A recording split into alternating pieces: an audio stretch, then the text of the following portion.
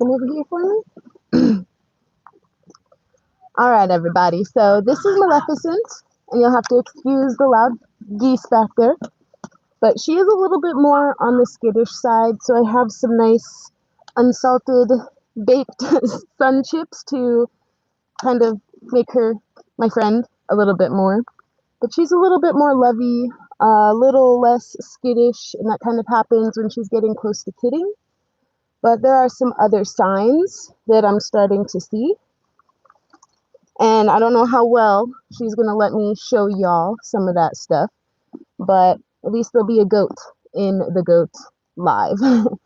um, so when it comes to goats, I made notes to make sure I say this stuff right. But their gestation, so how long they're pregnant for, is, where does it tell me? About 150 days. Kind of give and take depending on the breed, the goat, just like people. You know, some people have their babies a little early, some people bake their babies a little bit longer. So it is the same for goats. And they also go through their season, their cycles.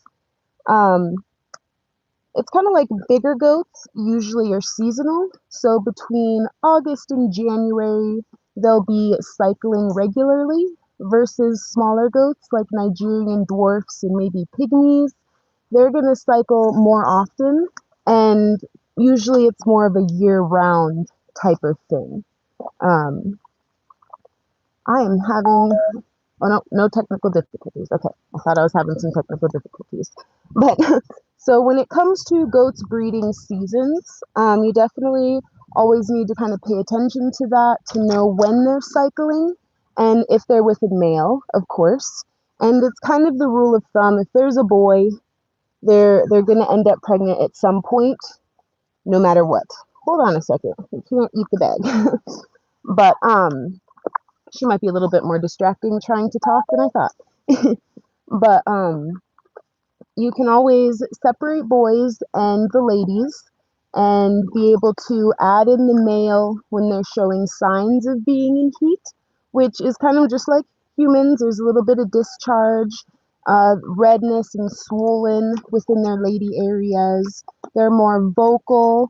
They do what is called tail wagging, so they're lifting up their tail and wagging it around. And that usually is a sign that she is in heat. And you can add in your male, and usually when it comes to the bred date, like when it comes to counting gestation, I always go like, so say it's the first of the month, she's flagging, I'm pretty sure she's in heat. I'll put in the boy, I'll wait a week, and that'll be my day one. That'll be my day one where I'm counting from gestation date. But we really don't do that so much anymore. We pretty much just keep everyone as a herd except her because she just doesn't really want anything to do with other goats. So she is, and she's also a terrible escape artist. It's really hard to keep her contained. And due to the fact she's skittish, it's really hard for us to catch her and put her somewhere safe. So she is tethered and she gets rotated along with everybody else. She does, the other goats are just like right there, so it's not like she's alone. And so so for her, it is something that, due to the fact she's not with the rest of the herd, we do have to watch and pay attention. Hey, get your face out of there. We have to watch and pay attention to see when she's in heat so that we can give her a male essentially and have some babies in around 150 days. And we're about at that mark. I have to be honest. It's not something I'm really not too worried about paying a lot of attention to gestation due to the fact we live somewhere so much warmer now. In Montana, I'd really have to know like when I'm expecting babies because whether you breed to have spring babies or fall babies in Montana, it's always cold. It doesn't matter. A lot of people ask, why do you, sorry, trying to think of how to word it. People ask, why can't you breed at a different time so that it's not so cold out when babies are dropping? Well, it's really hard to in some places, it's gonna just be cold. Doesn't matter when you're breeding, it's gonna be cold, especially because part of that is dictated by when the animals cycle. And due to that fact, in Montana, so to say, fall and spring, you're always at threat of it being crazy cold, no matter what. And you really don't want to be having big pregnant goats in the middle of summer either. Like, I mean, think about being a human. You're 8-9 months pregnant in the dead of summer, and it's miserable and it's awful and it's very stressful. We don't want to do that to our animals either. So most of the time it's going to be a fall or spring baby season. But also, this is kind of just my opinion, I think babies that deal with the cold end up stronger. That could just be a bias, maybe from coming from somewhere that's so cold. But babies that don't have to deal with cold, like this is a Montana thing, this is what I know from Montana anyway. They tend to get scours a lot easier if they're born, especially if it's like a wet spring, a wet, warm spring, or kind of even fall. Even if fall is wet and gross and cold, you have a lot of health problems with those babies as well. So the winter, while it's cold and it sucks to have animal babies in the winter and there's a lot of worry, it doesn't really matter whether it's either going to be cold, it's either going to be wet and gross, or it's going to be hot. And I guess my personal opinion, I'd rather deal with cold than the hot or the wet and gross, because just wet and gross breeds issues like within any animal. When it's wet and it's cold, issues can arise a lot easier. And she's probably going to eat all my snacks before I even get talking a little bit more about her. But I guess that's kind of good that she's just kind of standing here. So let me get into some of that real quick. But so she was bred, it's been about, I'd say it's got to be about at least 130 days. I kind of had to guesstimate. And one of the things about pregnant goats is you can guesstimate when they're going to have a baby, and they will hold it hostage for 2 extra weeks, or you see all the signs in the goat, like, oh, she's getting super close, and it'll still take her 2 weeks to have them. So this method of kind of checking to see how close a goat is not foolproof, unless you're like super counting gestation days. And like I said, I really didn't do an appropriate count when it comes to it, because we're always around, I'm always here, we go and we hang out with the goats all the time. And it's not super cold. I don't have to be scared about our goats dropping babies in the middle of winter here, because it's warm. It's really nice. It's not a scary ordeal, kind of, being worried about babies in the cold. But anyway, since she's kind of stretched like this, we'll see if she'll let me, because she's in, oh, you can't quite see her bum. But one of the biggest things I'm always looking for to see how close a goat is to having babies. See if I can get her to scoot into frame just a little more. Come here. Can you come over here, pretty carrot? All right, so will you let me give you Levins? Oh, she just won't. But at the base of their tail, like right where their tail, you scoot forward, where their tail meets their bone in kind of their butt.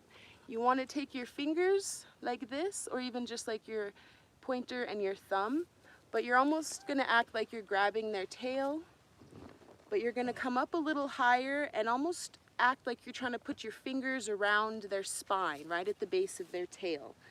And you're going to see if you can almost touch your fingers together with the spine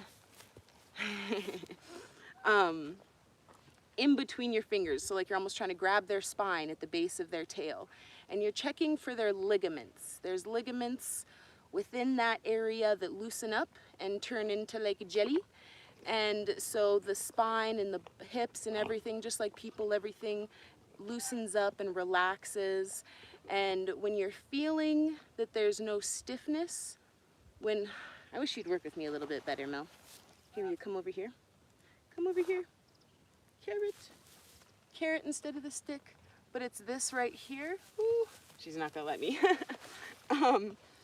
But those ligaments, when they're really loose, you know that her body is preparing for birth. When you can, like I said, you can essentially grab, it's like if my fingers are her tail, since you won't let me show them, if my hand and my fingers are kind of her tail, my wrist is where her tail meets like her bum and all the rest.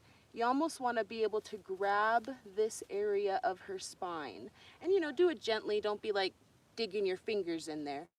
And essentially, if you have to really dig, the ligaments are not loose, because otherwise you wouldn't even be able to put your fingers even partially around her spine, essentially.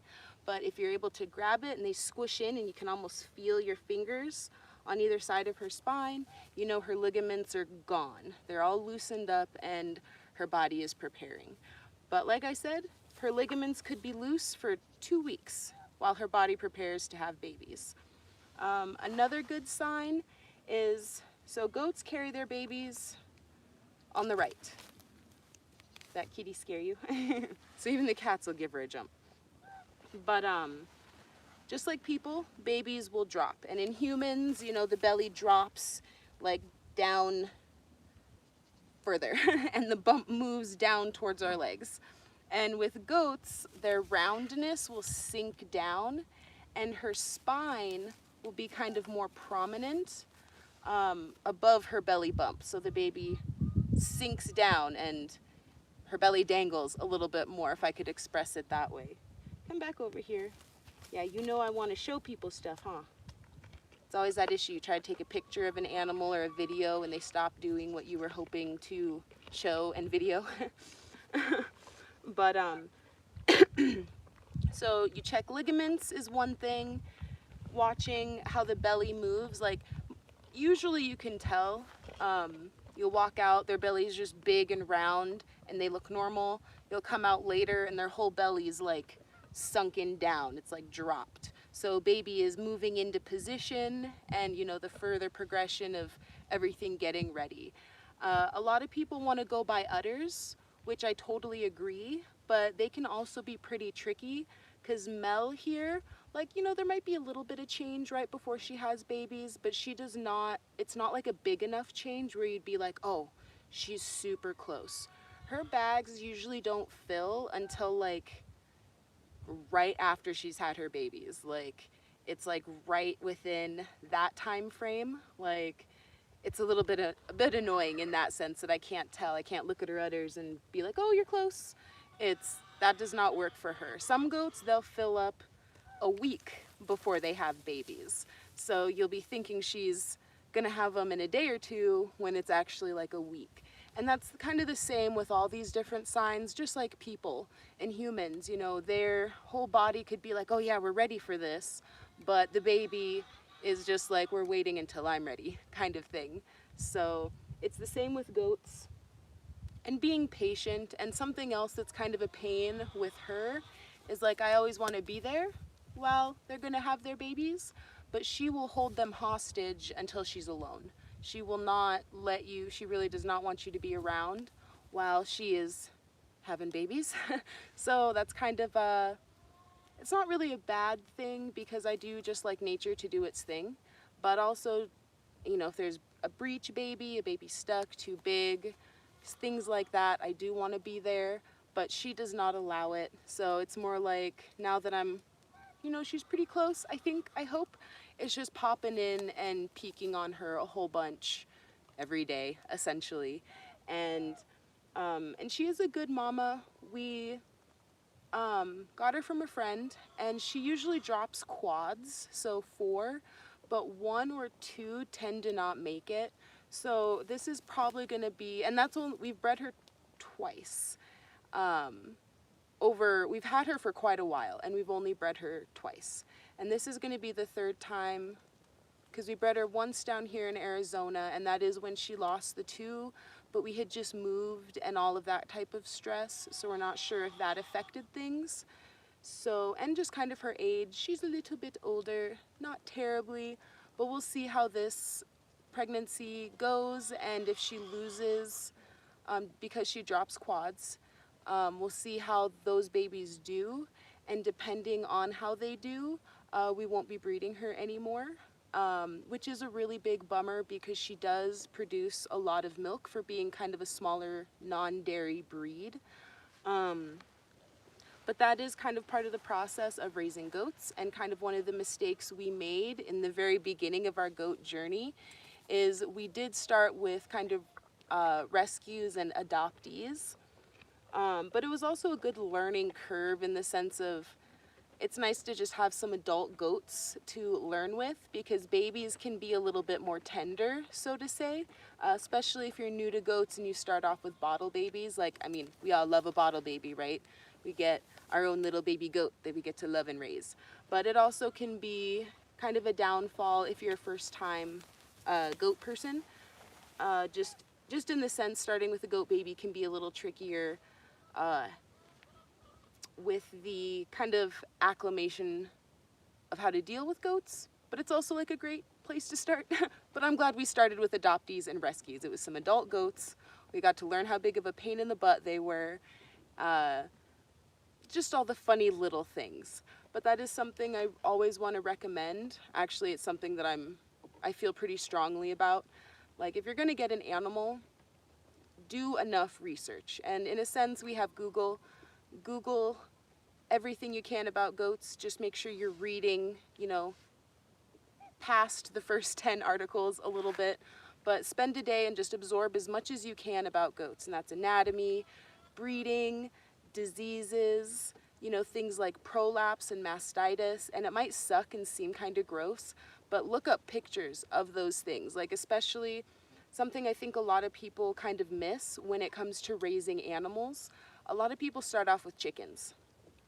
And in a general sense, babies and breeding wise, chickens are a lot easier. You have an egg, you have a baby that is outside of a mom that is going to hatch out into a baby. Like, sure, there's things like, being egg bound. There can be problems in the delivery of an egg for chickens. But when it comes to like goats, cats, they're pushing out live babies, and the issues that can happen, it's so much easier to lose a mom and a baby when it comes to like cats and goats versus like a chicken, if that makes sense. You can just hatch out a whole bunch of babies, and because chickens, you can have a ton of eggs, and if you lose a couple, you still have a ton, versus goats, depending on how many goats you have, of course. You really want to minimize loss, of course, like in everything when it comes to being homesteading and trying to produce stuff. But when it comes to breeding goats, people miss that it's a live birth animal type of ordeal compared to chickens, and there's a lot more things that can go wrong, and you can lose an animal very fast, whether that's the mother or the baby. And so when it comes to looking up pictures of things, while you're doing your research, learning about animals, really looking up pictures is super important, I feel, because if you don't know what a prolapse looks like, you could sit there thinking she's just in labor and that's the placenta, when actually it's not. It is her uterus falling out, and you can not find out what is happening until it's too late in that sense. So looking up pictures of the stuff you really don't want to have to ever deal with, I think, is crucial, so that when those things do happen, hopefully they don't, but if and when they do, you can look at that and be like, okay, that's actually a prolapse. That's actually, I'm looking at a uterus and not a placenta, so that you can know that there's steps that need to be taken. And depending on how comfortable you are with that, you know what to do, because hopefully not only are you looking up the pictures of what a prolapse looks like, but you're also looking how you yourself can treat it, because it can be home treated. Sometimes it is too severe where you do need a vet, or you at least need to have the knowledge and possibly, hopefully, the practice of being able to put it back. But like a vet sometimes is needed, because sometimes stitching is required to keep it there. Perhaps it's too far of a prolapse and her trying to deliver babies, that the babies need to be delivered before the prolapse can be fixed, those types of scenarios. And I guess, again, this is more my personal opinion. I grew up working on a ranch with cows, and I grew up with a rancher who was basically a vet. Like, he knew how to do anything and everything to deal with any situation.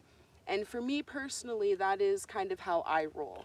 I want to be able to do these things in case I can't get to a vet, in case there's not one available, open, who knows how to do these things, but also it's kind of the tinfoil hat prepper mentality a little bit, that if these things weren't available to me, am I able to deal with those things?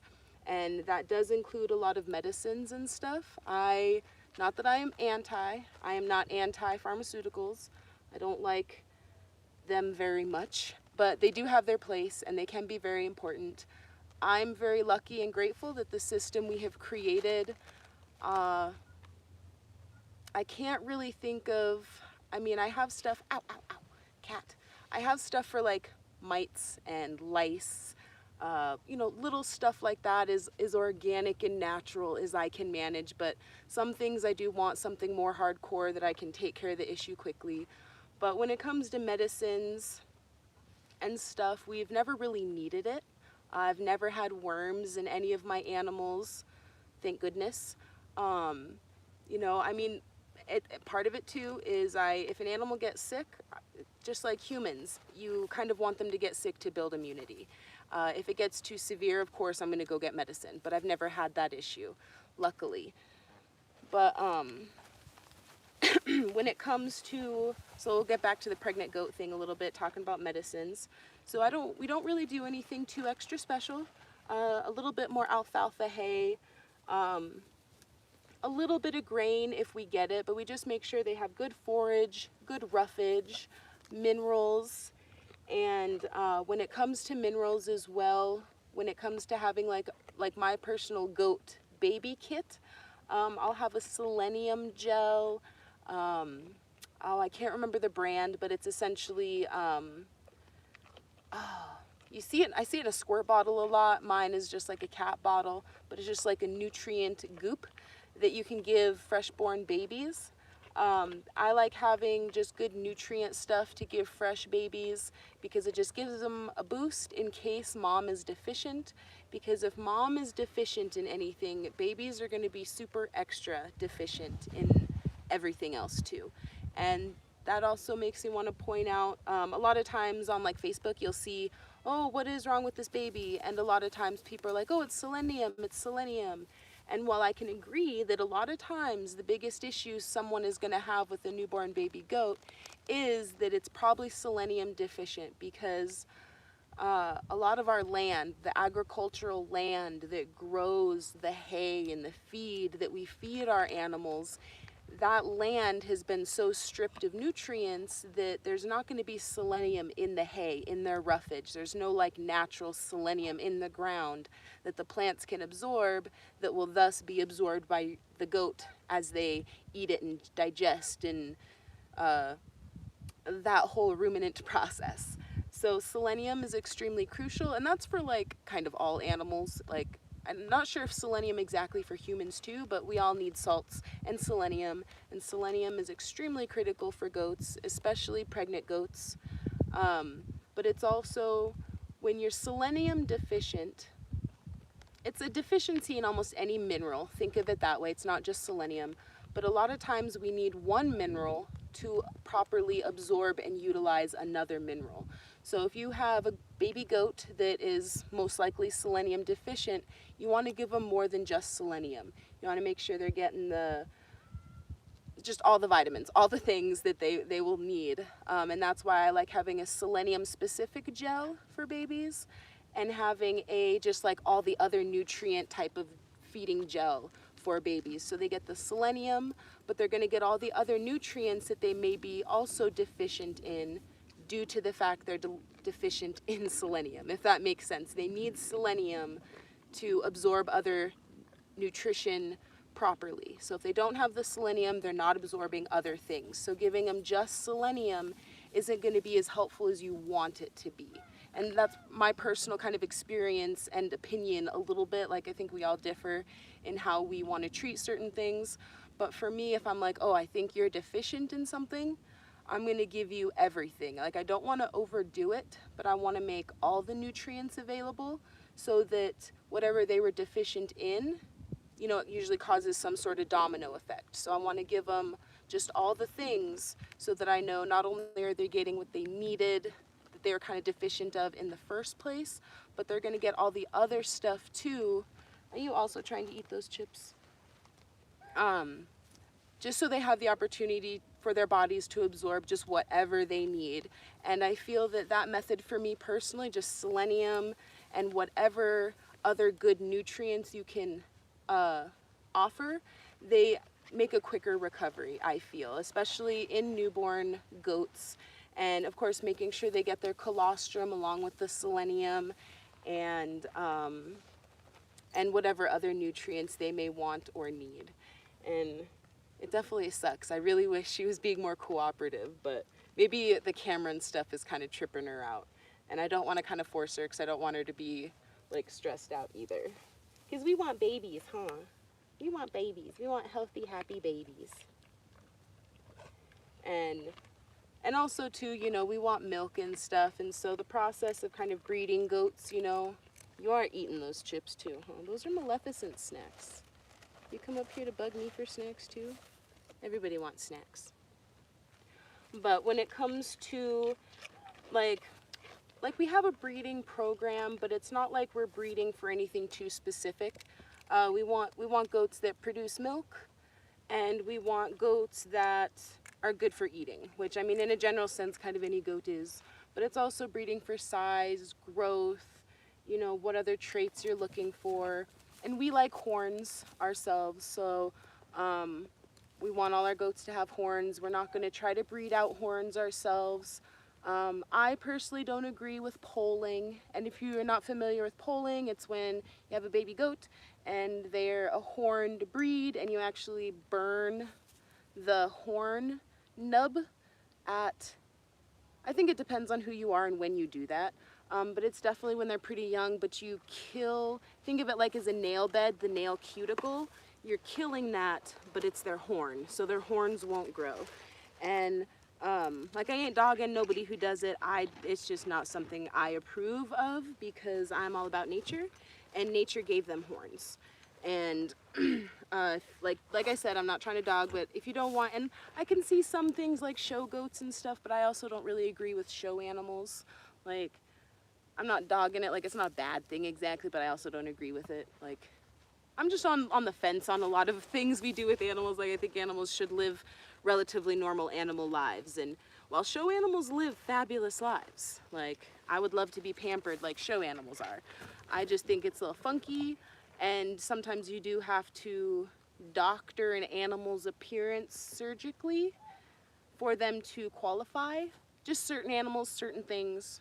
And so for me, I don't like no pollen. It's to me it's unnecessary. I mean, it can be helpful in situations and I get why people do it, but I like horned goats. I like the handle that it gives me, like, you know, if I wanted to hold her here, yeah, she you know, I'd be able to. Like if I really needed to check her without like waiting for her to let me. I really try not to do that because, you know, then they just don't like you a little more. But, you know, if I needed to wrestle her for whatever reason, if I need to clip her hooves or check her teeth or whatever, I like the fact I got some horns that I can grab onto and be able to check her out. So especially when it comes to the males, I know that kind of might sound backwards, you want a male with horns. When you have a rowdy male, it's really nice to have horns to grab onto and be able to control some of that male aggressive chaos that they can sometimes give. So we always have horn goats. Watch out, she'll butt you. You're trying to eat her snacks. But we all breed for different reasons and we all have different goals. And depending on those things, definitely take it slow.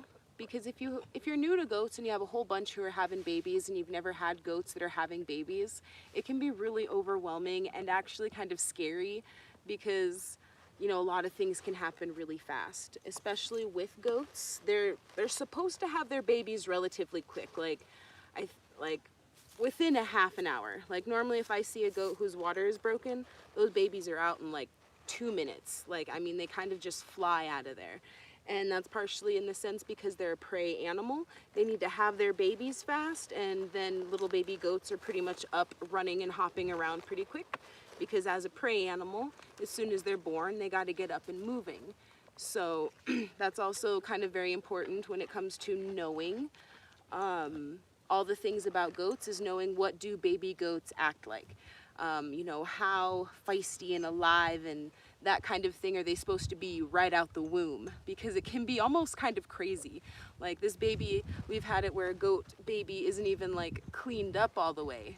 Like seriously, they're trying to walk, like they fell out and now they're trying to walk and they're halfway there.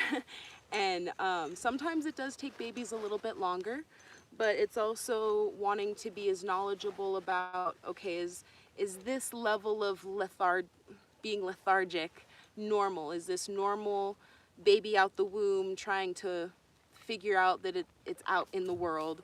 Or is it is a selenium thing? Is this they inhaled some fluids?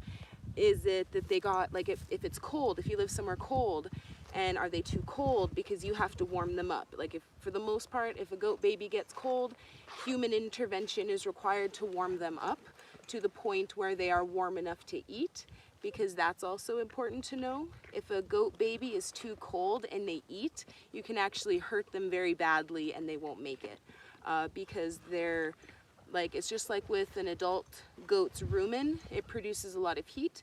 It is the engine, and same with babies, but their engine needs to be warm enough to run properly.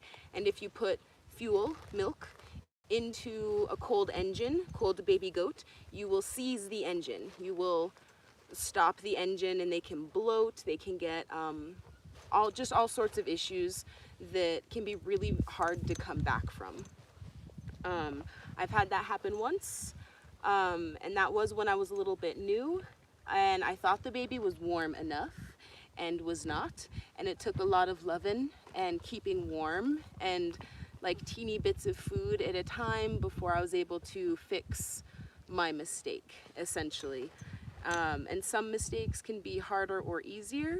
It depends on the situation. But for us, it's also when it comes to goats, goat babies, like I said, like I will say a million more times too, that we're kind of all about nature. And there is a point where it's kind of a gray line, especially for me, of course, because I want all the babies to live. I want them all to live. But for example, if it was a little bit more of a TikTok series, but it was about little Starfire, the baby goat. That was from the year before last. But when she was born, like right off the bat, mom wanted nothing to do with her. And mom popped out another baby and wanted everything to do with that baby.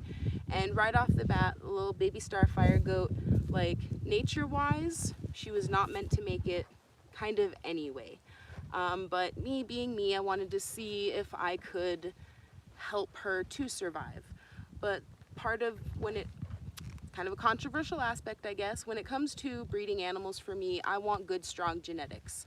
And when a goat is born in a situation that Starfire was, nature-wise, she would have not made it. If it weren't for me intervening, she would have been gone very quickly. And essentially it was just a fail to thrive. And when she did pass, I did do a necropsy, and she had a hole in her heart. So, like, nature-wise, I should have kind of just let things be, or at least cull her right off the bat, because she wouldn't have made it anyway. But humans, we always want to try, and I do always want to give them a chance, because sometimes a weak little runt will really put in the effort and they'll really thrive and survive. And she did not. Like, it was like, in a general sense, I was prolonging the inevitable. And in reality, I don't want to be doing that. Like, I really do love kind of the aspect of giving her as much life as I possibly could before her body couldn't handle it. But it's also the aspect that humans and animals are so different, and there's kind of this guilt in me that's like, was she in pain? Was she uncomfortable that whole time? Would it have been better for me to not do that at all? Because we can't, like, you can tell to certain degrees, but especially with prey animals, they will hide their pain and their hurt, even as tiny babies, as much as they can. So when it comes to goats and babies, we always want to help if we can, but if nature says this animal is not meant to survive, we kind of follow that kind of nature's guiding hand, because nature would not be here if it weren't for the survival of the fittest aspect. And when it comes to the survival of our herd, we also want to do that. We don't want to go against nature and essentially, what would it be? We would cause deterioration within our genetics if we're constantly breeding weak animals because we want all the animals to survive, if that makes sense. And that's, I feel like that's kind of a controversial thing for some people, but we as humans tend to think we know better than nature. And if we did, nature wouldn't be having a lot of the problems that it does, in my opinion. So we definitely do our best to follow nature. And if nature dictates that this animal would not survive in nature all by itself, we will, we'll step in to a degree. But, and that's kind of a hard lesson too, more with the chickens. Any chicken that hatched that was weak, that wouldn't have survived in nature, that I worked hard to have survive and put them into my flock, they ended up having a lot of issues with being sick. Like, they would be the ones that would get sick and pass away. Or a lot of the times they get sour crop a lot. They'll struggle with things like ventigleet, and that's not with every situation either. But I'd say 80 to 85% of the time, if I try to essentially force a baby animal to survive, they don't do well for the rest of their life. And that's a lot of time, money, effort. I don't know how comfortable this animal really is.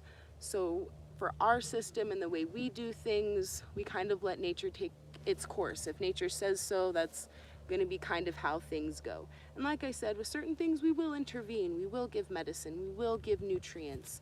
And especially when it comes to like certain nutrient deficiencies, that's not exactly a genetic thing for the most part. That's due to the lack of nutrition, whether it's in the grazing field, in the hay, we're just missing something in their diet, things like that. But I feel that the more you go with nature, the more hardier your animals become, because since we've really let nature take its course, like I said earlier, our animals really don't get sick where we need medicine. I've never dealt with worms. I've never dealt with, and I'm grateful, and I'm like, hopefully everybody who does deal with those things, you figure out good methods and medicines for that. But I cannot help with those things because I've never needed to. And I feel also that's a lot of preventatives, because I don't think that pumpkin seed is a dewormer, but it can help scrub the gut and keep it clean. Because if you chew up pumpkin seeds with the shell on, and it's that like scrubby weird mass of weird fibrous stuff, you think about that in an animal's gut, it's going to help kind of scrub some gunk out of there. So to me, it's more keeping their gut healthy than it is really being an actual like parasite fix. And that goes with things like, my chickens, my goats, everybody gets a little bit of garlic, they get a little bit of onion, they get, the chickens love hot peppers. Anything that I can give them some of that has good, antimicrobial, antiviral, those kinds of things, I want to offer it to them, because for the most part, if it's something from nature, animals are usually decent with knowing if they can eat things. Sometimes an animal is put into a situation where there's very new things that is so out of their kind of, I'd say like ancestral, instinctual knowledge of plants, you can get in trouble, because a lot of our domesticated animals came from somewhere else. So some of their instincts when it comes to what they can and cannot eat may be a little bit askew. And that's also where, when it comes to babies and mamas, I like is the most variety of a diet you can offer, because then you don't have to be worried about them eating funny things, because the more variety, it's just like people. If you never eat different food, when you do eat that different food, it can cause some problems. And in ruminant animals, it can cause extra problems because of the way their guts process all that food. And especially that makes me think of another thing to cover when it comes to pregnant goat mamas, to kind of get back into there. She might butt you. Better watch out, cat. Is so with pregnant goats, and I'm pretty sure this goes with any animal, even humans really, but something when it comes to pregnant goats to kind of watch and be aware of is pregnancy toxemia, I think is how you say it. But essentially, like big pregnant goats, sometimes there's not enough room in there anymore to actually eat enough food to have enough fuel to not only fuel their bodies but to also grow the babies. And there's you can get like little home test strippy things to be able to test for some of those things. I think you're testing for ketones, and I can't right off the top of my head tell you what ketones are, but essentially it's just the body's breaking down and not good stuff is essentially being pumped into the bloodstream and can cause, like, essentially it's like a shutdown. Like, you know, if you're trying to grow things while sustaining you and you're not taking in enough fuel, things are just going to start shutting down. And I don't exactly know how common that is in goats, but if you have a goat and she's huge and pregnant, like just, I've seen some monster pregnant goats, but that's usually the sign that you might want to pay attention to that aspect. Just because the bigger their belly is getting, the less room they have for food and fuel. Like I said, I think there's test strips and things like that you can get. I've never had to deal with it. I've read about how you deal with it. I do need to refresh probably, but it can be a pretty intensive ordeal when it comes to that issue. So hopefully, you know, if you have goats, it never has to happen, because it also can be a very expensive vet visit, but it's also, is there a vet available to help you with that issue? And that's also just another big thing when it comes to pregnant goats and stuff and animals. I personally feel if you're gonna have animals and breed them, when it comes to having babies, sometimes you can't wait for a vet. There is no time for it. If the vet takes a half an hour to get to your place, your goat could be gone by then, and you could also lose the baby. And so my opinion is, if you have animals, you need to be comfortable with, to put this in the most G form I can, rated G, is you glove up, you lube up, and you reach up, and you're able to help. And if you're not able to do that, you need someone very close that can, because sometimes without you, right now, right then, there's no helping the goat, because you're too far away, the vet is not available, and those kinds of issues. And when it comes to animals having babies, and if that baby needs to come out, it needs to come out now. And you, like, to me personally, I think that you absolutely need to be able to do that yourself. And if you can't, like I said, you need someone who can, or don't breed them. And that's just my opinion. I've seen a lot of people too scared, which I get, totally get. It's a crazy thing to think to have to glove and lube up and reach into a goat. But it's so important and imperative to be able to do that when it is needed. And of course, knowing that if you do need to help a goat pull a baby, just like humans in a sense, you go with the contractions as much as you can. Sometimes you get a situation where the goat mom is too tired or exhausted, or something is wrong enough that they won't push during contractions.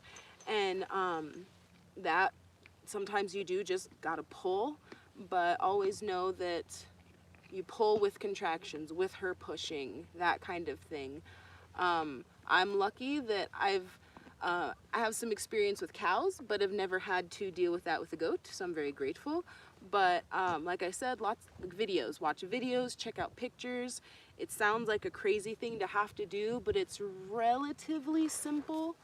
But it's also, you can read as much as you want. And I will say this a lot of times. You can read as much as you want about raising goats, raising chickens, homesteading, gardening, but you know nothing. Jon Snow. But you know nothing until you actually do it. You know nothing until you are hands-on, working with these goats, working with these animals, and you can do all the reading and practice about how to pull and feel a baby goat and that kind of stuff. But it's until you do it that you'll really know.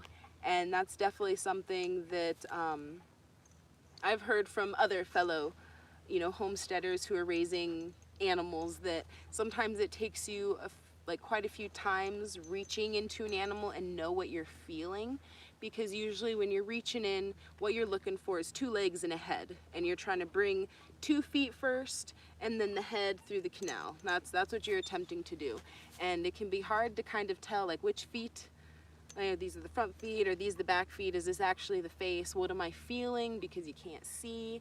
And I think that's probably the trickiest part for people, is they don't know what they're feeling for.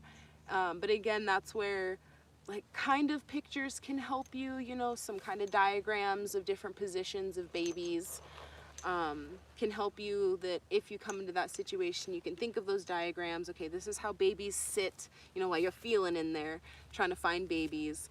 But I just think it's really important to not only just like know all those things, but to be comfortable if you have to do those things.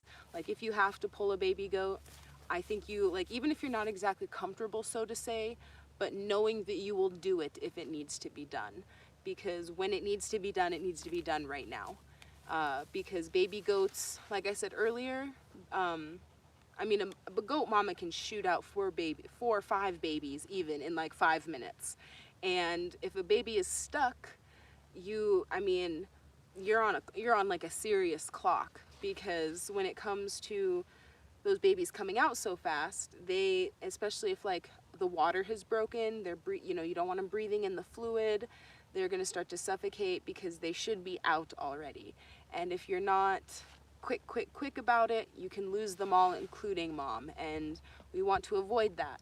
I want everybody to be able to have lots of healthy babies. And if issues occur, to be ready for them, at least mentally, and knowing that you can do those things. Because just me personally, like I have a friend who has goats, and she will not do that.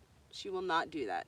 And I told her, well, then you shouldn't be breeding, because if you can't do that, what if this happens? And she was like, yeah, I agree. So she doesn't breed her goats at all. Like she only has, I think she has like a wether and a bunch of girls, because she absolutely, I don't know if it's a will not or a can not, but she will not reach into an animal to help with babies. And so I told her what I thought, and she agreed. And there's that type of thing. And to me, that's just animal safety. If you're not willing to do at least certain things to certain degrees, animal safety wise, just don't do the things that may cause those. So like if you can't handle dealing with birth of things and dealing with all the things that may come with it, don't let your animals have babies. And that also, and it doesn't, or it not only includes being able to say actually help with the birth, but it's also, again, my opinion, you need to know what you're going to do with those babies. Like just for example, chickens. I know a lot of people who raise, you know, they hatch 1,000,000 chickens and then they have 1,000,000 roosters, but they don't want to eat any of those roosters. And then they try to give them away. And those roosters are causing problems because nobody wants all their roosters, and they don't want their roosters to be eaten. And if you don't want your roosters to be eaten, you shouldn't hatch chicks, to a varying degree. Like, because then you're oversaturating the market with a whole bunch of roosters. And most people who have chickens know nobody wants roosters unless you're eating them, or they are going to eat them in that kind of aspect. And that's what I do with my roosters. That is the plan. That if I hatch a bunch of chicks, all the roosters are getting eaten, whether that's for the dogs, the cats, or for us. And that same aspect translates to goats. I know a lot of people who start with just a couple of goats, and after 1 year, you know, one breeding season, they go from like 4 goats to 12 goats, and 6 of those babies were males, and they don't know what to do with all the males. And again, it's that oversaturated market thing. There's always billies for sale or for free, and unless you have like a registered particular breed, etc., of a male goat, most people are not going to pay very much for said little male goat. So if you're gonna have an animal have babies, know what you're gonna do with those babies. Know the plan. Whether you're breeding them for pets or for meat or for dairy or for just poops and giggles. You know, if you just like having animals and like breeding them, you still need a plan for those babies, because it's about being responsible. And to me, responsibility is, like I said, you know all the things. You know their anatomy, at least you don't have to get hardcore, but you know their anatomy pretty well. You know what sicknesses you need to be looking for and how to identify them. And if you want to do medicines, if you want to give them vaccines, you definitely want to read up on all of that stuff. You know, their diets and what they need, certain things you'd want to avoid in their diet. You'll want to know, like with goats, they tend to need a little bit of extra copper in their diet versus, ooh, crying, allergies. You know, goats usually, not usually, but kind of depending on the situation, you know, copper supplements for goats versus sheep. They don't need as much copper as a goat. I think that's right. Hopefully I didn't flip-flop those facts. But, you know, some animals need more of something versus another. And so having animals knowing those kinds of things, and especially just pretend you had some goats and sheep that were living together, you'd want to make sure that the goats are getting the copper they need, but the sheep aren't getting too much. And so there's those kinds of things to think about when raising an animal or animals, especially with breeding, knowing those dietary needs, you know, the selenium for goats, as well as when it comes to goats. You hot? Are you toasty? Do you want another carrot? No?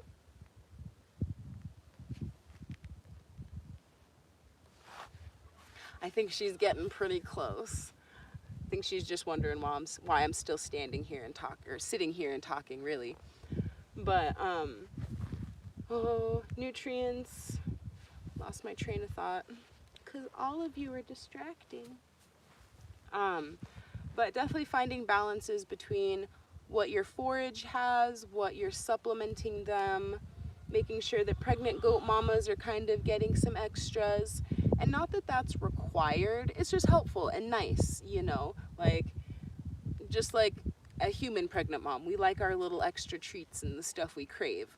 So for our ladies, they get a little extra grain and a legume hay. So like alfalfa, they'll get a little extra of that. And everybody's gonna have their different system, have different how much they give the animal when, during their certain pregnancy cycle or pregnancy time and whatnot. And in a sense, there's no right or wrong way as long as everybody's happy, fed, and healthy. And like I said, for our ladies, it's a lot of forage. Juniper, Brandon does the hay. They get snacks and grass. We have loose selenium mineral. I more just come out with some baking soda every now and again. They really aren't interested or need it now that we're down here in Arizona.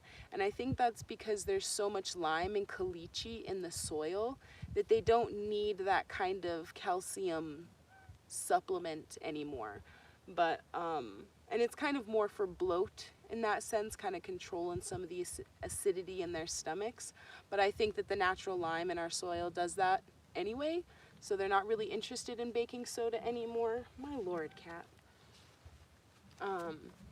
But there's lots of different supplements you can get for your goats. We try to keep things just kind of as basic as possible because again, if those things were no longer available, what would we do when it's not? And that's kind of part of the whole build-up process with this land. Grow lots of stuff the goats can eat because the more we grow, the more they eat, the more we can maintain and sustain, and the more that grows. And it's just that positive feedback cycle. And so with our breeding program and stuff, it's essentially, we want more girls. We've been kind of unlucky the last couple of years and have mostly gotten boys. But that's kind of how we do things. The ladies stick around. The boys tend to end up in the freezer. And we do weather our boys, so they do get banded at 12 weeks, so 4 months. You do want your boys to develop enough that their boy parts develop enough that they're healthy and they don't deal with,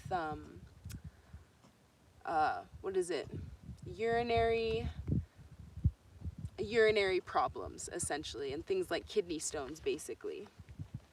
Are you big and pregnant, Mel? My allergies are getting to me, probably because you're bugging me. But it's definitely getting back to kind of the pregnant goat aspect. Once you start noticing, you know, the loose ligaments, they can be more loving. Like like she's not being right now. And like I said, I think it's because of the camera. But when goats are getting pretty close to having babies, they tend to get a little bit more lovey, more needy. Some of them get more vocal. Some of them can separate themselves more, especially if they're in kind of like a herd scenario. Just like people, everybody's a little different how their ritual before they have babies happens. And goats can be the same. And like I said, Maleficent usually does not want us anywhere near her while she's having her babies. So it's definitely just popping in, checking things out, just paying attention. And you keep poking me. And, in a sense, it's being there for your goats.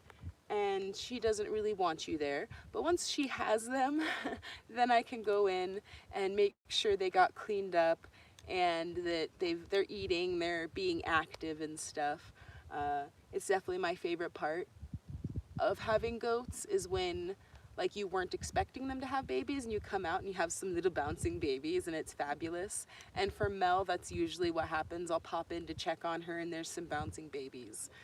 And so that is how I prefer it. I prefer the goat to go do what she's gonna do, have her babies, do her thing, and then I come up and then there's happy babies. And then I as a human can come in and make sure everything's groovy.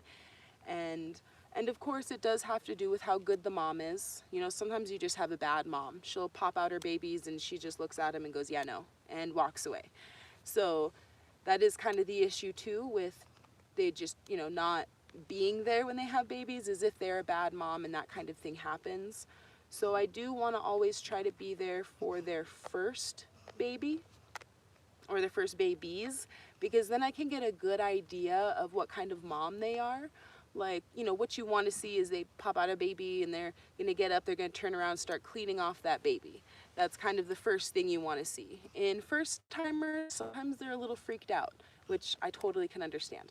They're very confused. And so when it comes to those kinds of things, like I said, I like to be there and encourage mama goat to clean off the baby, as well as if that happens, I do want to be there so I can at least kind of do some of the cleanup on their face and stuff to make sure they're not going to be inhaling fluids, get the bag off their face. But I really want to encourage mom to do most of the cleanup. So I try not to, but sometimes mom's taking a minute or the other baby is coming. So that's another reason I like to be there. Goats can have their babies bam, bam, bam. And it can be helpful for the human to help clean some babies off, because they can have 3 babies on the ground that still have the sacks on them and she's sitting there trying to clean them while she's having the 4th.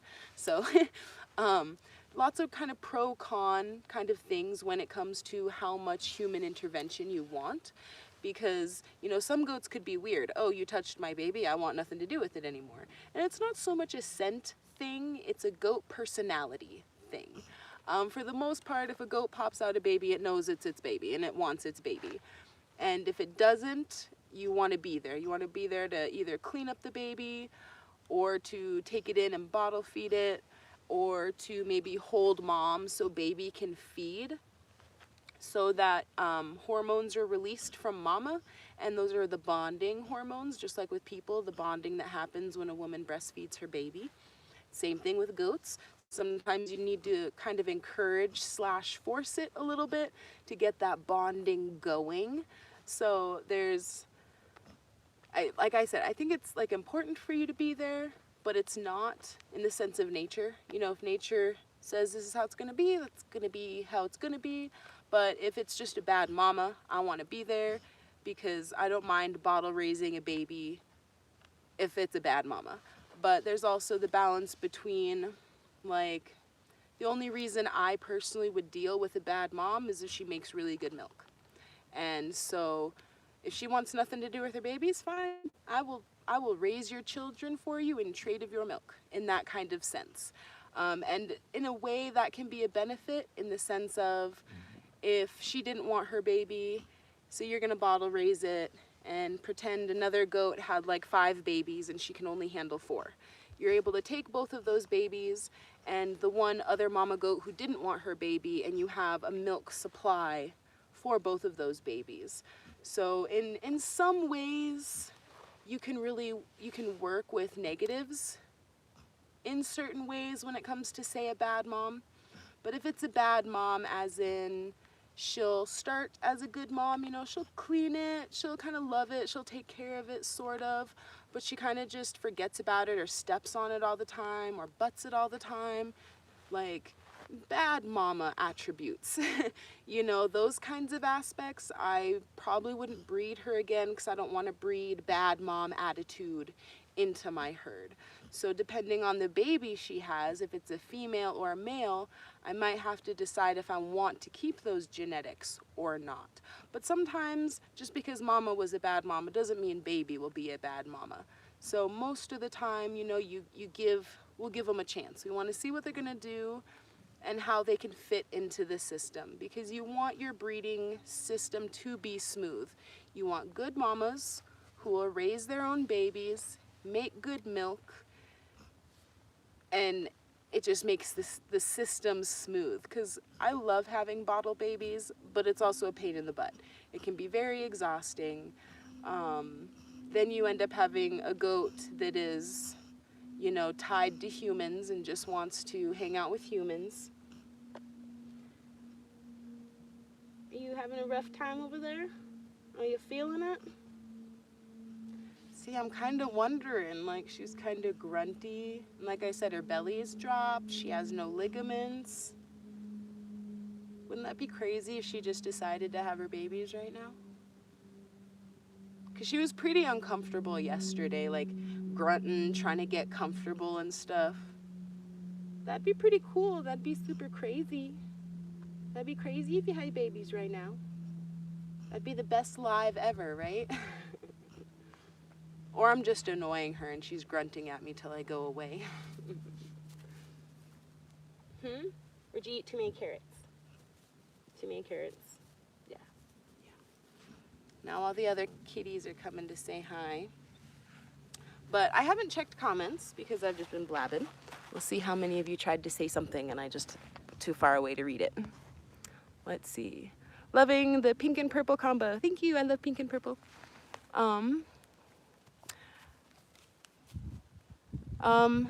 Sewing in the desert. Off the baby goat topic. How are they doing with the electric netting? Staying inside pretty well? They're doing pretty decent, honestly. Brandon kind of set it up in a way where he kind of acclimated them to it. And they seem to... I don't know if I can switch my camera. I don't want to mess anything up. But they're just over there and they do pretty well. I'm really glad that they finally taken to the netting so that they do have a bigger pen space. Because, like, if you don't know, like, if you don't have goats and you don't know, hey, you're going to eat all those and not have more for later. They can be impossible to get back to where they need to be. So I was a little worried about the netting. But so far, yeah, it's been super fabulous. It's actually pretty funny because you'd think they'd be more romping around and running, and they're like, no, we're just gonna lay in the middle of it and do nothing. The fact you gave us more space, we couldn't even care less. Like, they don't even care there's more room. They just want you to give them more food and treats. You want a squishy apple? You want some squishy apple? It's a very squishy apple. How weird. Here you go. I don't know what they're doing to our fruits, man, but they be getting weird. I'm excited. Oh, she didn't even like it. You didn't even like it? All right, don't push into me. You're gonna push me over. Yeah, look, there's your piece right there. Eat the apple. But yeah, the electric netting's really great. I really like it. Maleficent, we were gonna put her in there, but like I said, like, I think she's just too much of a matriarch that, like, instead of ruling everyone, she just wants nothing to do with anyone, and she's the queen. So I was thinking about putting her in there, but again, the escape artist thing, even though it's an electric fence, I feel like she'd just let it zap her and she'd just tear through it. So, oh, is that too far for you? I'm sorry, honey, there you go. But yeah, they definitely like it. It was a pretty easy transition, I think. Brandon did all that because Brandon does the rotating the goats, feeding and watering them, and then I do all the maintenance the horns and the hooves and the babies and all that kind of stuff. But I like that. You feed and water them and I'll do the rest, the fun stuff. But I'm hoping though, because especially now that we're doing the electric fencing and we're not free ranging or anything, it'll be nice with this next round of babies that, I mean, the one will just grow up with Maleficent, but the ones that are in the fence, they'll grow up with the electric fence too, so we won't have to transition, hopefully, any more goats to an electric net. Because she's pregnant, and then we have Juniper and Ashleaf, and they're both pregnant. Juniper, I'm not sure, because that's kind of one of the things when it comes to goats, is that you can be so sure they're pregnant. Like, you're like, you are fat. Like, you've been with a boy. Like, where are these babies? Like, it's happened a couple of times, and they're just not pregnant. But then it's like, when you decided, okay, they're not pregnant, they get pregnant. And then a couple months later, they have babies. So, like, there's like is my goat pregnant? Is my goat pregnant? Wait for babies. Just wait and see. And if you don't get goat babies, then no, she wasn't. But you can also do blood tests and those kinds of things. Ooh, maybe she'll let me do it. See right here at the base of her tail, you want to squeeze the spine, checking her ligaments. And if you can, like, ooh, you let me for a second. But at the base of her tail, I can almost touch my 2 fingers around her spine. So that's usually the first thing for her that goes, is her ligaments. And like, it's funny because her babies looked way lower yesterday too. Are you reverting? Did you stop going through the labor process because I did a live? She's just like, I'm not even going to be close now that you were hoping I was. But also, like, it's kind of one of those weird things too, you know, if you're a goat owner, you're always trying to look at their business from behind, and she knows it. So when I'm trying to look at her, she's always turning her butt away from me. But also when it comes to checking babies and stuff, you know, the udder, what her business is looking like.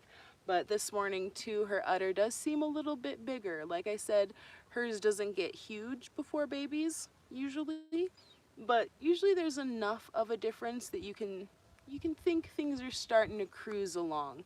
And like I said, you know, some goats totally don't mind if you're there and, you know, help them have babies. Some goats will let you touch their babies right out the womb. They don't give a crap. Some don't like it. In a general sense, they're not as bad as cows though. Like, cow mamas will eat you. Goat mamas, they tend to, you know, maybe not favor the fact you're touching their babies, but they're usually not like gonna try to eat you like a mama cow will, in our experiences anyway. I've had very good luck with goat mamas who don't mind us touching them, playing with them, even taking them in the house if needed, and just bringing them back out to them. Like, I figure it's just a good goat mom thing that you could bathe the baby in cotton candy flavored soap and they'd still know it was their baby. To me, that's a good mama kind of idea.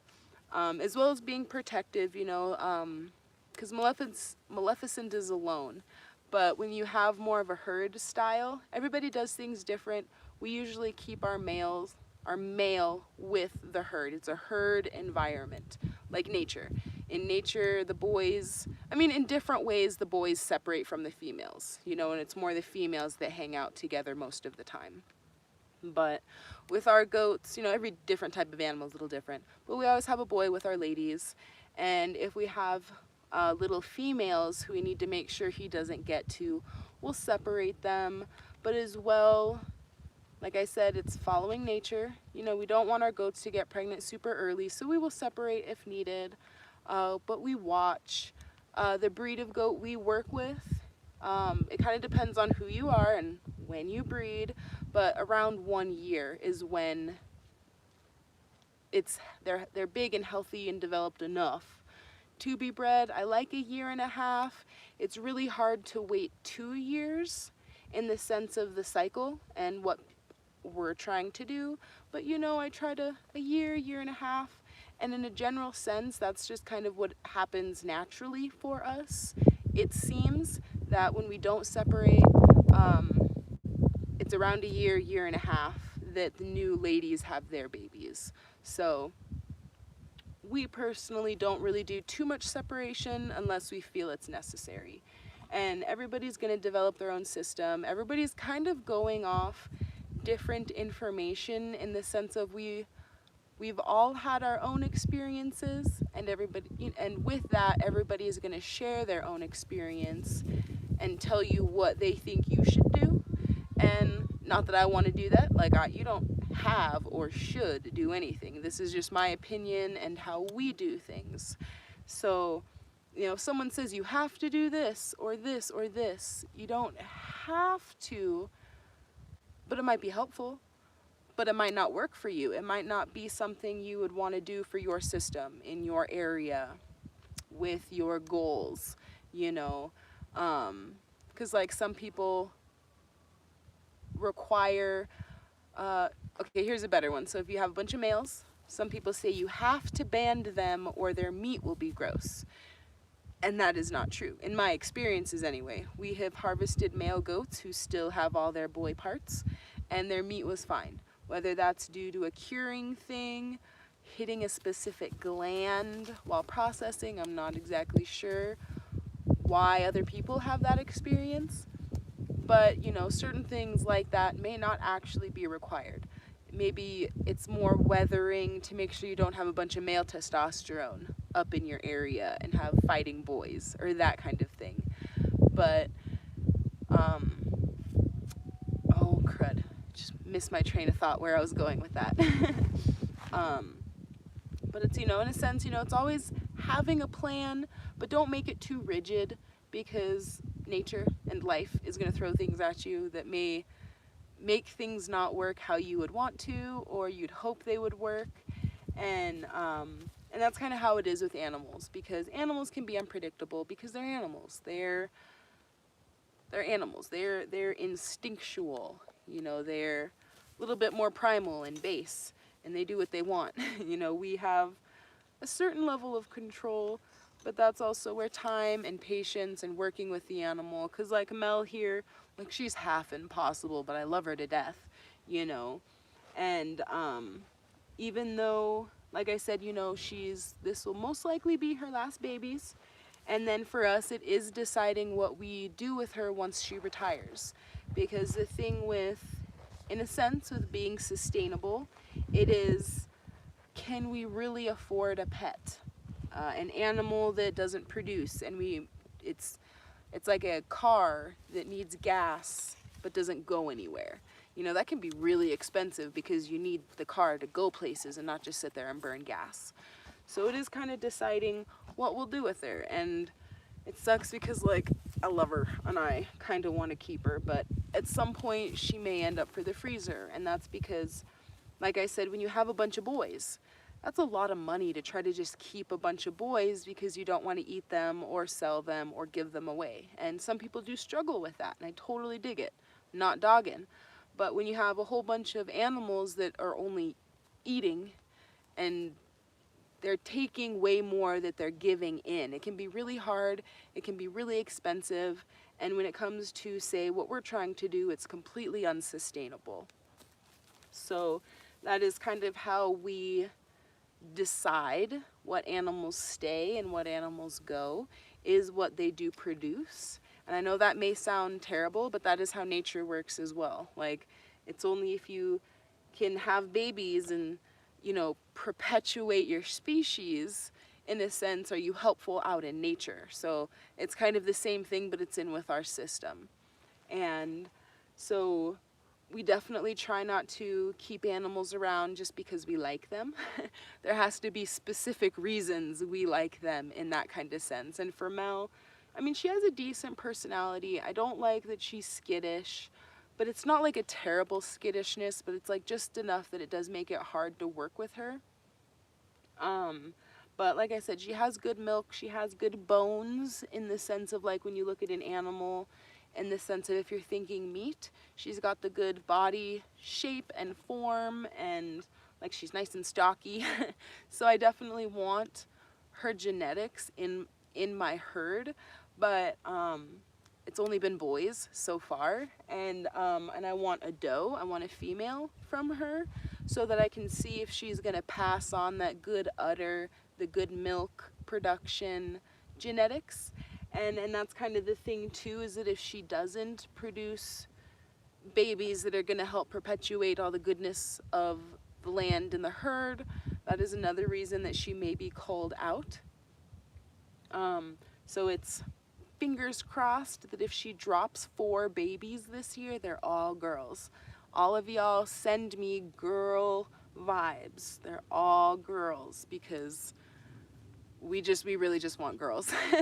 And a couple of boys in the sense of meat, because that is the plan. Any male goats that are born, they will be weathered, they will grow out, and because essentially how we harvest animals is they're growing until we want to eat one.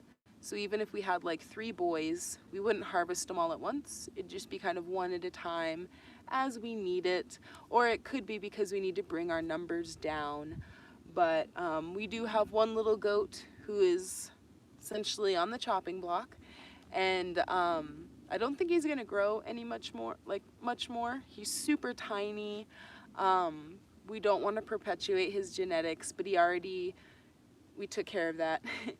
But depending on what boys we get from these ladies during this kidding season, he'll probably be eaten or, put in the freezer pretty soon, because we don't want to be feeding him and the new round of babies. So in a sense, that's kind of hopefully the cycle we get going, is by the time the next breeding season comes around, we'll have a kind of a lineup of goats for the freezer, and a couple of them will go to the freezer, and then the new male babies will be raised up for the next year, and that cycle will continue. And of course, depending on our numbers, we'll eat the females too. It's not a male bias or anything in that sense. It's just that you only need 1 or 2 boys, really. So that's just kind of what we do with boys. And then females, they have to kind of, I don't want to say show what they're worth, because it's much more than that and more deeper in that general sense. They need to kind of fit into the system. They need to produce, be good moms, and those kinds of things, because if you ignore those things, it just makes the whole system harder. If you want milk, but you have a goat that just doesn't produce very much milk, or it's not very good milk, in a sense, you're just kind of wasting your time trying to breed her over and over, especially to see if her milk gets better, because sometimes it does. Sometimes first year fresheners, their milk can be a little bit more gamey, and then the second year it'll sweeten up, but sometimes it doesn't change. And if the first year they didn't produce a lot of milk, you can maybe expect a little bit more next year, but maybe not a lot, especially depending on the breed. If you're really wanting milk, like some serious milk, you definitely want to go for dairy breeds. And being that we're not really looking for that much milk, we don't use that much, it's a little bit more meat for us. We want a smaller breed. Milk is a little bit more of the extra that comes with the milk. But also having goat milk is really nice, because it's a good replacement, a good milk replacer. Like, not that it's perfect, but for cats or other goats, or, Whew. I know it's spring because, like, my eyes watering, just sneezing, allergies, man. But we definitely are more about, I guess meat and milk, but we don't use a ton of milk. But I would like to get a better system going so that we have milk all year long. Because it kind of depends on the goat, but you can keep them in milk for a long time. But I'd want to do something where it's almost staggered, where these ladies are in milk, these ladies are having babies. And then once these babies are so old, we'll start to milk them, dry up the first ladies, so that they can be rebred, and the cycle goes on. But it takes some years to figure out the cycle that works for you, what you need or want from the goats or whatever animal to make it worth everything. Because a lot of people think it's cheaper to raise a goat for meat, or raise chickens for eggs than it is to go to the store and buy them. But it's really not. Like at some point it might be, but it's really not. Like I mean, the hay it takes to feed them and how much meat you get, yeah, it takes a lot more hay to feed them and price-wise than the meat you would get. But the fact that it's healthy, these animals live a way better life. Like, you know how I always talk about nature. Nature does not know cruelty. That is a human perception in that way. Like, nature is just nature, and we see nature as cruel. So I always see it that yes, we do eat our animals, but we give them a life that nature would not be able to provide. We make sure that they're not going to freeze to death or cook to death in the summers. They always have food, they always have water. They don't have to worry about almost anything that nature would be throwing at them all the time. And when the end of their life does come about, it's not due to a predator chasing them through the woods.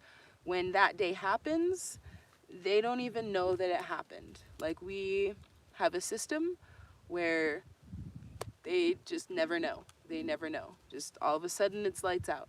And that's definitely how we like it, because they are happy, they are comfy, they get snacks and treats and lovin's and scratchins until the very end.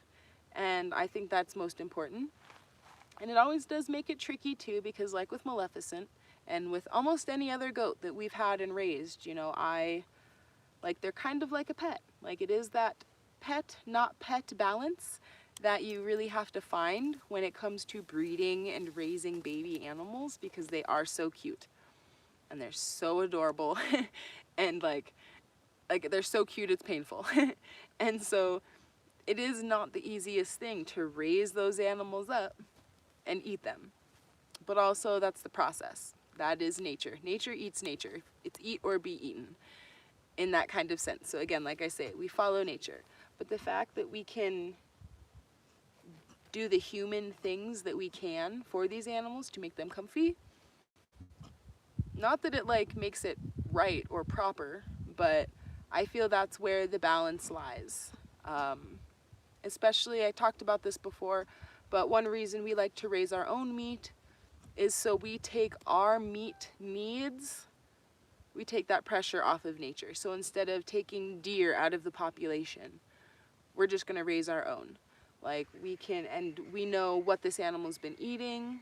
We know that it doesn't have parasites or sicknesses, those kinds of things. And that, like, if the world were to go a little crazy, everybody's going to be hunting wild animals. Like, you know, a lot of people think that, oh, if the world goes crazy enough, there's all this wildlife. Well, think about how many people are on this planet who are thinking the same thing. Oh, if the world goes bad, I'm just going to hunt. And with how many people and mouths there are to feed on this planet, most of the wildlife would be eaten pretty darn quick. And so it's also, we also protect our critters in that sense when the world goes crazy. People who have animals are probably going to have that problem of people trying to steal their animals for food too, just throwing that out there.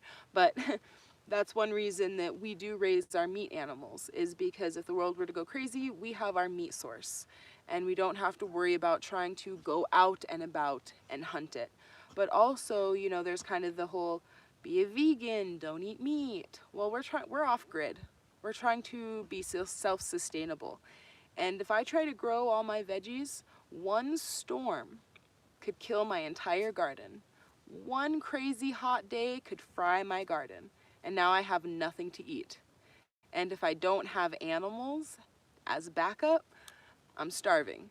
And like I've said before, I would rather raise my own meat animals, grow my own garden, than clear-cut wilderness to grow food for veggie eaters in that kind of sense. Like, you know, let's not be clear-cutting tons of land to grow soy for tofu.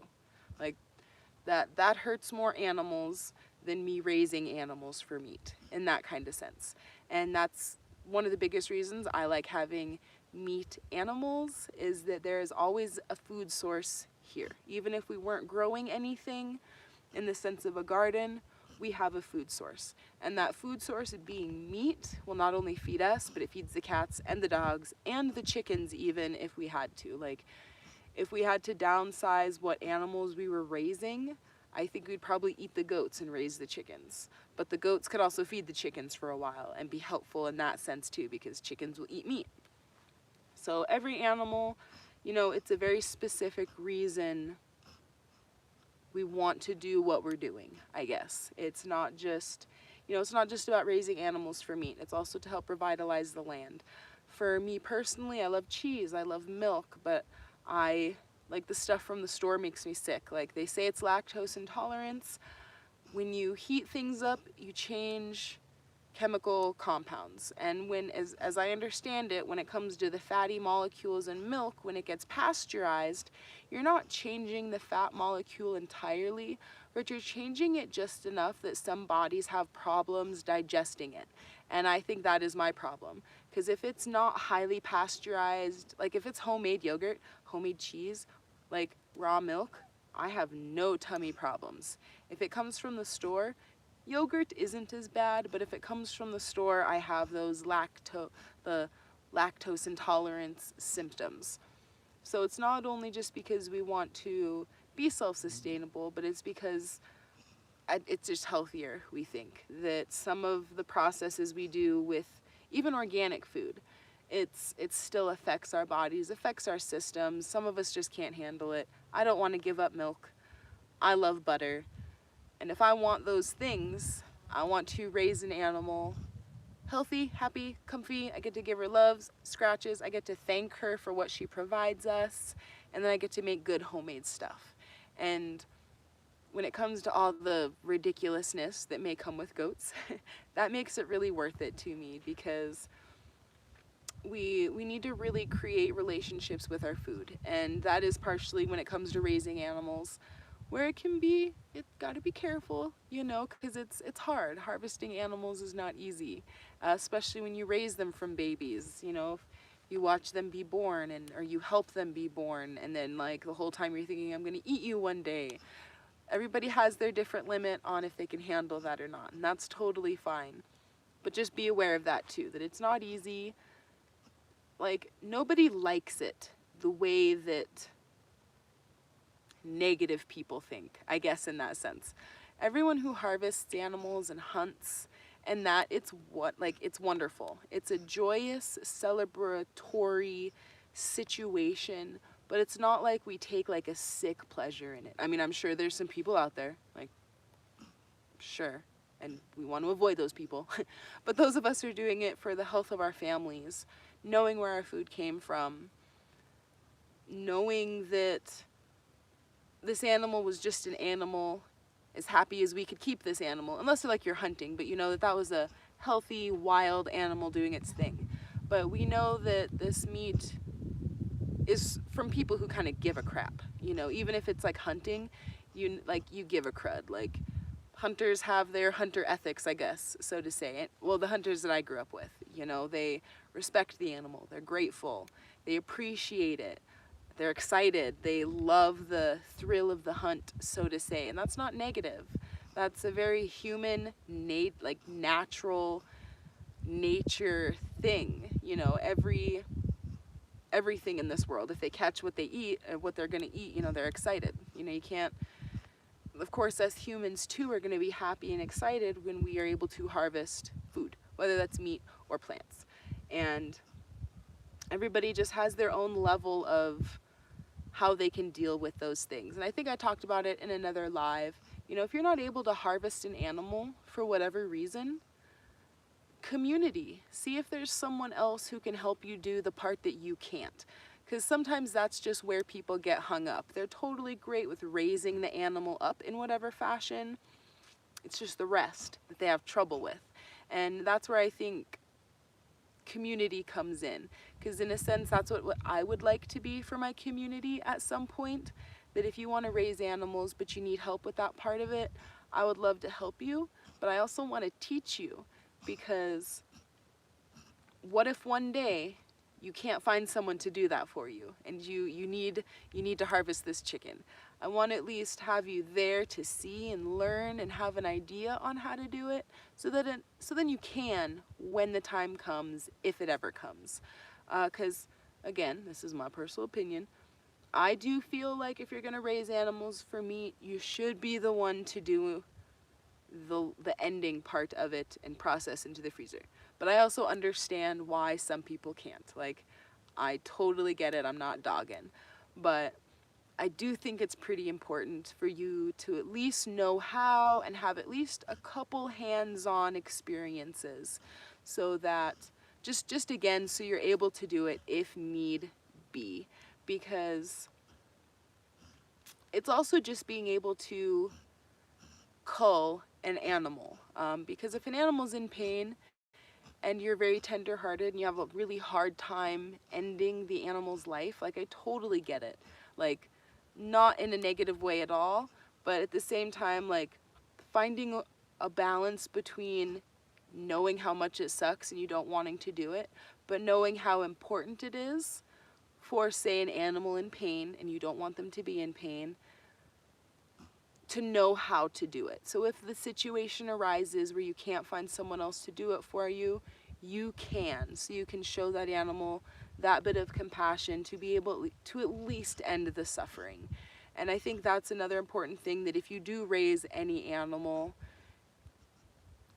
I would hope you'd be able to do that, whether that's you doing it yourself or having someone else do it, and not letting an animal suffer. Because, I mean, there's just so many things that can happen on a homestead. And half the time when it comes to feasibility, my personal opinion is, so if an animal needed put down for whatever reason, but surgery might be helpful, money-wise, I'd rather, if able, eat that animal and save that money for, say, a pregnant goat, where I might need a emergency vet visit for a C-section, if that makes sense. Like, sometimes you have to kind of allocate what resources you have available, just certain funds. Like, so if, for an example, if a goat broke its leg and had to have like a $2,000, actually we had a goat with some leg problems, a dog chewed up his little elbow, and he was like totally fine. It just kind of locked his joint, and we would do therapy and he still ran around like a crazy goat. But it was like 10 grand for a goat, and I can't, for one, we don't have that money, and for two, I would rather take any money that we would have spent on him for like a series, like, I don't want to lose my female pregnant goat, if that makes sense. Like, there's a lot of checks and balances when it comes to where you put resources. And when it comes to us breeding for meat, we'll probably eat the animal before spending a ton of money on the animal, because we've already spent a ton of money raising the animal to that point. Sometimes it can be really hard to, what is the word? It can be really hard to spend a bunch of money on an animal that you already spent a bunch of money on, that you can't afford it, that you were going to eat anyway. So that's kind of how we see things a little bit. And everybody's going to have their own values and feelings about that, and that's totally groovy too. Like I've said, we're all going to do things our own way based on our own feelings, our own morals, and our own values. But there are some things, like I said, when it comes to being able to put an animal down, and whether you do it or somebody else does it, I think that's very important to be able to do, because we don't want our animals in pain. And I think it's worse to let them hang out in pain than it is to just end things. But some people still have a lot of trouble actually doing it, which I totally dig too. But I think it's very important that you find the balance and are able to do that for the sake of you and your mind, as well as the animals during their last days, in that general sense. And that's just kind of how it is when it comes to being a homesteader and raising animals for meat, is that there is life on the farm and there's death on the farm. And whether that death happens from sickness or age or being eaten, it's still life and death on the farm. And there's kind of that, what is it? If you have livestock, you have dead stock. While I can agree with that, I don't agree, because it's not livestock, dead stock, it's life and death. And that is just the cycle of life. You know, that is how nature functions. That is just what nature does. And we as humans, when we domesticate animals, we try to take control of that.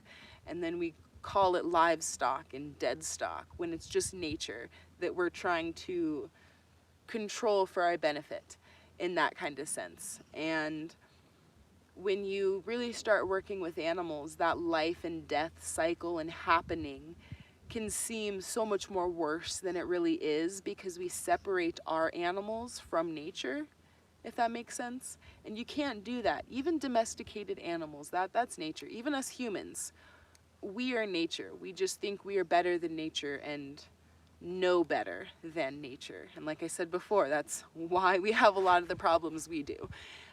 So we kind of, for us, we're reverting back to nature knows best. Maybe nature does it really chaotically and not in an organized fashion, but it's obviously worked long enough that, you know, everything on this planet exists. So finding the balance of things, finding the balance of breeding and how many babies and what you do with those babies, the balance of like nutrition and minerals and forage versus hay, knowing, so it's kind of like a balance idea of knowing sicknesses and illnesses and how to deal with them, but also how to just prevent those issues altogether. It can be the balance between, like here in Arizona is very different from here, from up in Montana. So we had to find a new balance and kind of a new cycle of things. But like I said, it's so great. It is so nice today that if she were to pop out her babies right now, I would not have to worry at all. Like in Montana, it'd be like -20 and I'm going out and checking the goats every half an hour all day. And then the nights are like -60 and I'm still going out and checking on the goats every like 10 minutes. Because like I said, babies happen fast with goats. And there was one winter, -70 with wind chill that night, and I'm out there like every 10-20 minutes. Like I'm out there for a minute, come back in to warm up, go back out, come back in, and by the time I would come back in and go out, sometimes the goat would have had babies already. And with it being that cold, it was very dangerous for those babies. So it was a super insane kidding season for me. But here, not having to worry about frozen goat babies is like it is the best thing ever. It is such a huge stress taken off my shoulders.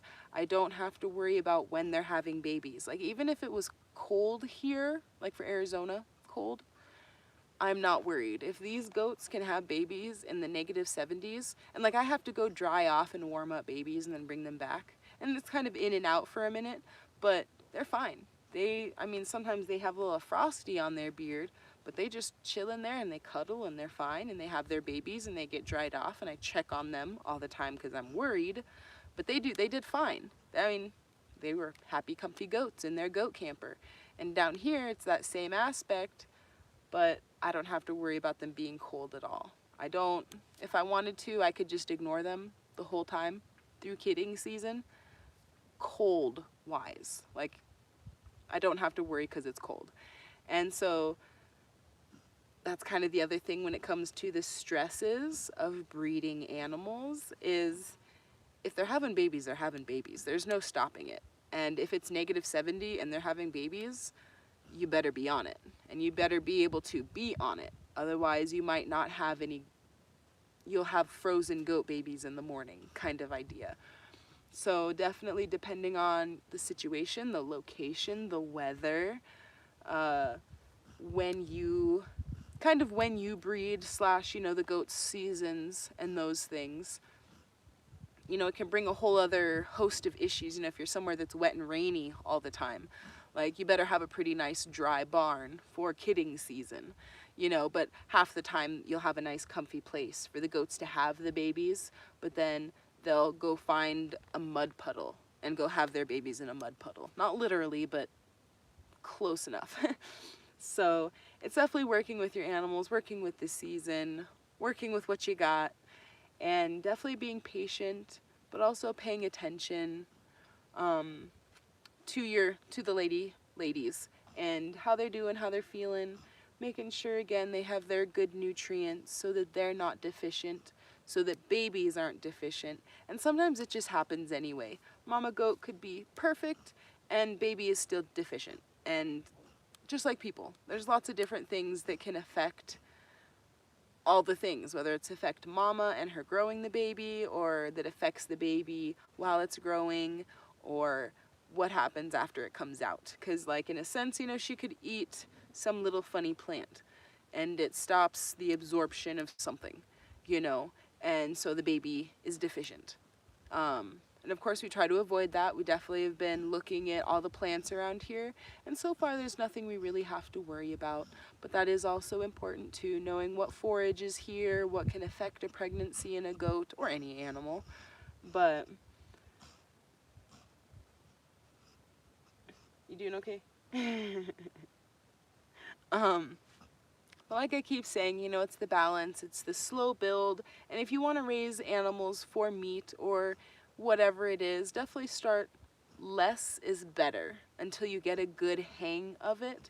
Because like I said, like Maleficent here could drop 4 baby goats. If that's what she's got in there, there could be 4. And if I had 2 Maleficents, that'd be 8 babies from 2 goats if everything went smooth. And so you go from 2 to 8 super quick. And that's just that type of scenario. So with goats, with animals that, you know, can have multiple babies, just start with a couple and go slow. Learn the process. Learn how much of a pain in the goat, the pain in the butt a goat can be. You know, learn their mannerisms, their cycles, you know, understand how to feel their bellies and check their udders and how to look at their business for what might be going on.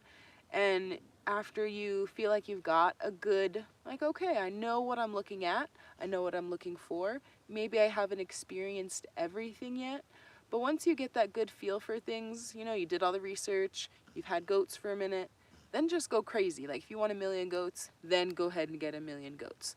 But don't start off with 1,000,000 goats, because that is promise it'll just be way too much. Because if you have 1,000,000 goats, of course not literally, but like, you know, 10 goats, one breeding season you could go from 10 to 100 goats almost in one breeding or one kidding season. So less is more when you're going for babies. And just a slow build, because that's something I've seen a lot. People get a bunch of goats, then all those goats have a bunch of babies, and then they're overwhelmed with goats. And while I wish I was overwhelmed with goats, it's very overwhelming. Like I love goats and I want tons of babies, but it's a lot, and it can take a lot out of somebody. Like it can be a lot of work, and it's a lot of feed, it's a lot of hay. And you could end up with a ton of bottle babies. You could end up with most of them being boys. So then you have 100, you know, so like, you know, out of that 100 babies, you got like 70 boys. What are you gonna do with all those boys? So less is more until you get kind of a breeding cycle going, until you just at least get, you know, a tool belt. You know, with everything on a homestead, you start with an empty tool belt. Like you've never raised goats before. Your first tool is the knowledge.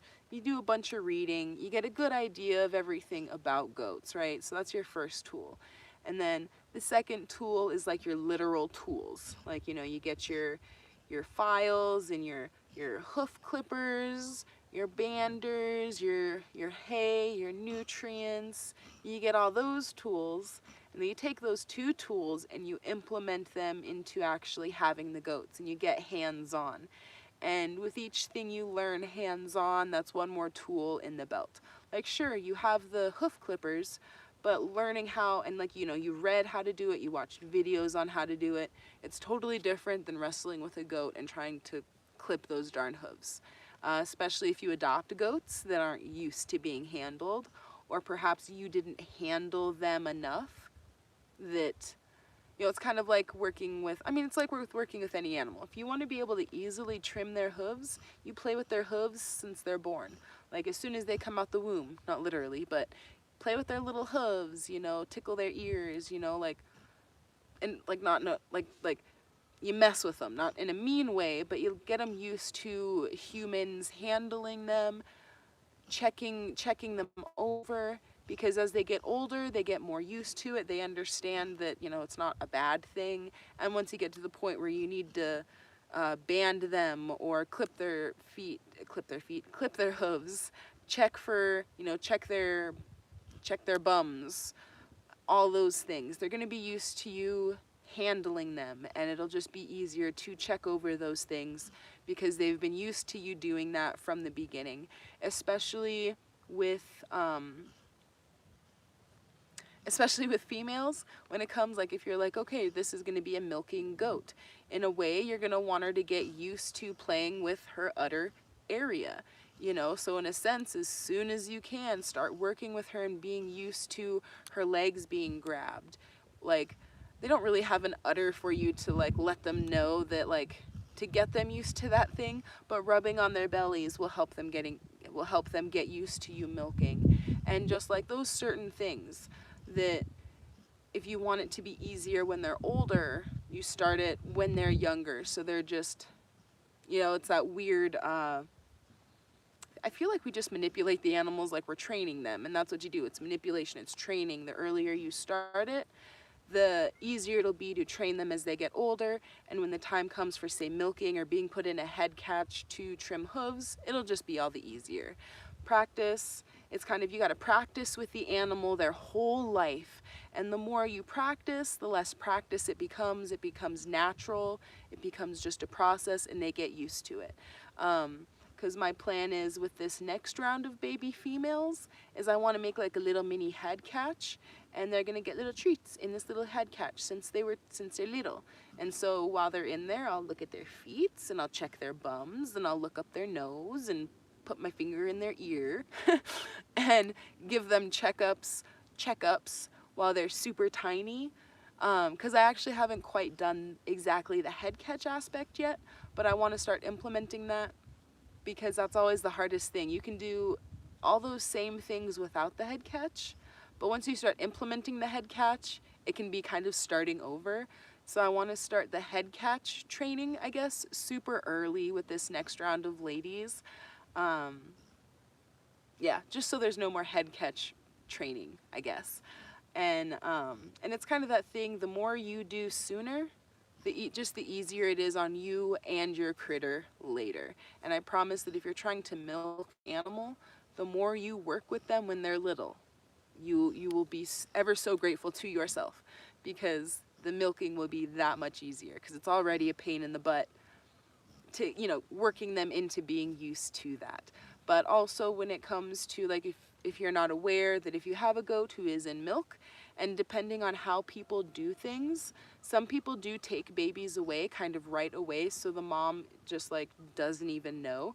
Because that can be how it is most of the time with most animals, is if they don't see the baby, they almost don't register there was one. Like confusion, like they're like, what the heck, I thought I had a baby, where is it? But if they don't like visually see it, they don't really know it happened, kind of. And I know some people who do that, because then when they go to milk the females, that bonding hormone that is released during milking, they bond with their human. So it's a better bond between human and their female goats. And everything is just easier, if that makes sense. So like there's lots of different ways that you can bond with your animals, raise the babies. And for us, like, I don't have time to raise a bunch of babies. Like if I have to, I will. If mama will do it, I want mama to do it. But some people would rather raise babies by hand because it is safer. You know, you don't have to worry about the babies being outside. You don't have to worry about mama stepping on them or laying on them. You don't have to worry about another goat hurting them, or for nature to do what nature does. But I like, again, nature. Nature, mama raises babies in nature, and I want to keep it that way. But at the same time, I want to bond with those babies, and that's where coming in and saying hi to mama and playing with the babies and playing with their hooves and their ears and, you know, fiddling with their little legs, getting them used to me, just makes the whole process easier as they get older. And it's just fun. I love the baby goats. Like, what's your favorite baby animal? Well, platypus is the first one, but definitely a baby goat is the second. Most definitely. I'm super excited for baby goats this year because, like, we only had the one last year that was born here. The other one was born on the other farm, and we brought home that baby and his mama. So we're pretty excited for this season's babies. We'll see what we get. And if I catch it, I doubt I'll be able to catch her having babies, but I'll definitely make a wee video of hopefully I'll be able to catch someone having babies. And I could do a video and maybe kind of explain some stuff as it happens, or I'll just like voice over it or something. Cause like, I mean, we all have seen, not all, but I'm sure we've all seen plenty of videos of something giving birth. But,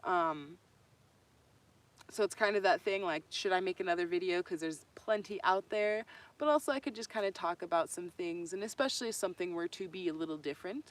Because, like, it was a while ago, but I had a goat who delivered a baby breech just fine. No problems, no issue. So some things that you may see as an issue aren't an issue. It just happens, and it's fine. And some things can be an issue, and it's an easy fix or it's a hard fix. And if I can at least catch someone having a baby, not that I want anything to go wrong, but if there's something that I need to do or be helpful with, or just kind of show you my process of what I do when I catch someone having a baby, you know, I come running out, you know, wipe their face, watch mama, make sure mama's doing her thing, especially in keeping an eye on mom, making sure she's done having babies. Because every now and again, you know, someone can experience they have a baby, but there's another one in there that didn't come out for some reason. And there's usually signs, and you want to look out for those. So I do like to, like I said, I like to be there, but it's not a big deal now that we're here where it's warm. It's more important in the sense of in case something goes wrong. But it's not important in the sense of weather and, like, icky weather, just there's a problem and you just need to be there for whatever reason. Like if you know a goat has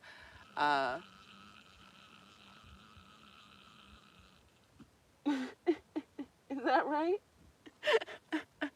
That sound confused me. She was trying to reach her leg for a scratch and she just groaned the whole time. She's pretty round. She doesn't look it on the camera, but she's pretty round. She has trouble reaching, and that was just a really funny sound. But, and see, and that's another thing, you know, I know she's big and she's round and she's getting kind of miserable, and so I'm just hoping for those babies. So for one, she feels better, you know, because just like with people, you can tell when they're pretty miserable and they're over it, and I think she's just there. I think she's about over it. But I'm just excited to have milk again. I really love goat's milk, and I love goat cheese. I haven't made like a hard cheese, it's just like a farmer's cheese, but between the milk and the butter and the little bit of cheese, I'm pretty excited. And like I said, send me girl vibes, or send Maleficent here some girl vibes. They're all girls, because I don't want 4 boys. We don't need that. And that's just how many she has had, like tends to drop, is just, so girls, tell her to, yes. All right, I will check comments, and I feel like I've blabbed about everything I wanted to blab about. I may have missed some stuff, but there's also just so much more to talking about goats that sometimes I just kind of go off subject from pregnant goats. But pregnant goats kind of ties into everything else when it comes to caring for goats. Healthy goat mamas, all the other goats should be healthy, and then you get healthy babies. And like I said, process time, don't get too many at once.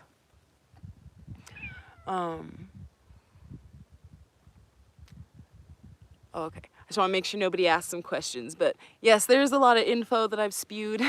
And in a sense too, like with what I say, like I'm not telling you this is how it goes, or this is what you should do, or this is exactly right.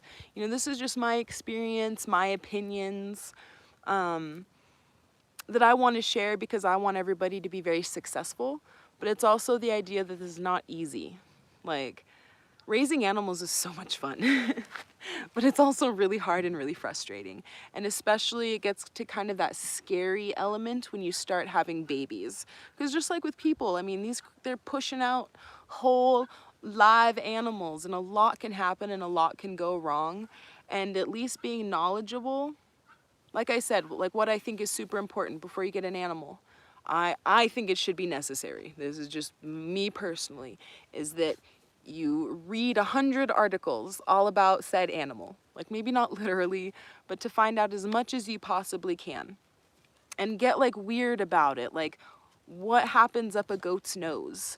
You know, what glands do they have? Everything about their teeth, their tongues, you know, just their reproductive system in general, knowing what a prolapse looks like. Like, it sounds weird to want to look up, but I think it's really important to know what the muscle of the uterus looks like versus what a placenta looks like, so that if you have a prolapsing animal, you're not trying to figure out which one it is. You just know, I saw this picture and that looks exactly like that picture, and you can have more of a head start with how to deal with that. And of course, it's not only identifying, but it's how to deal with it.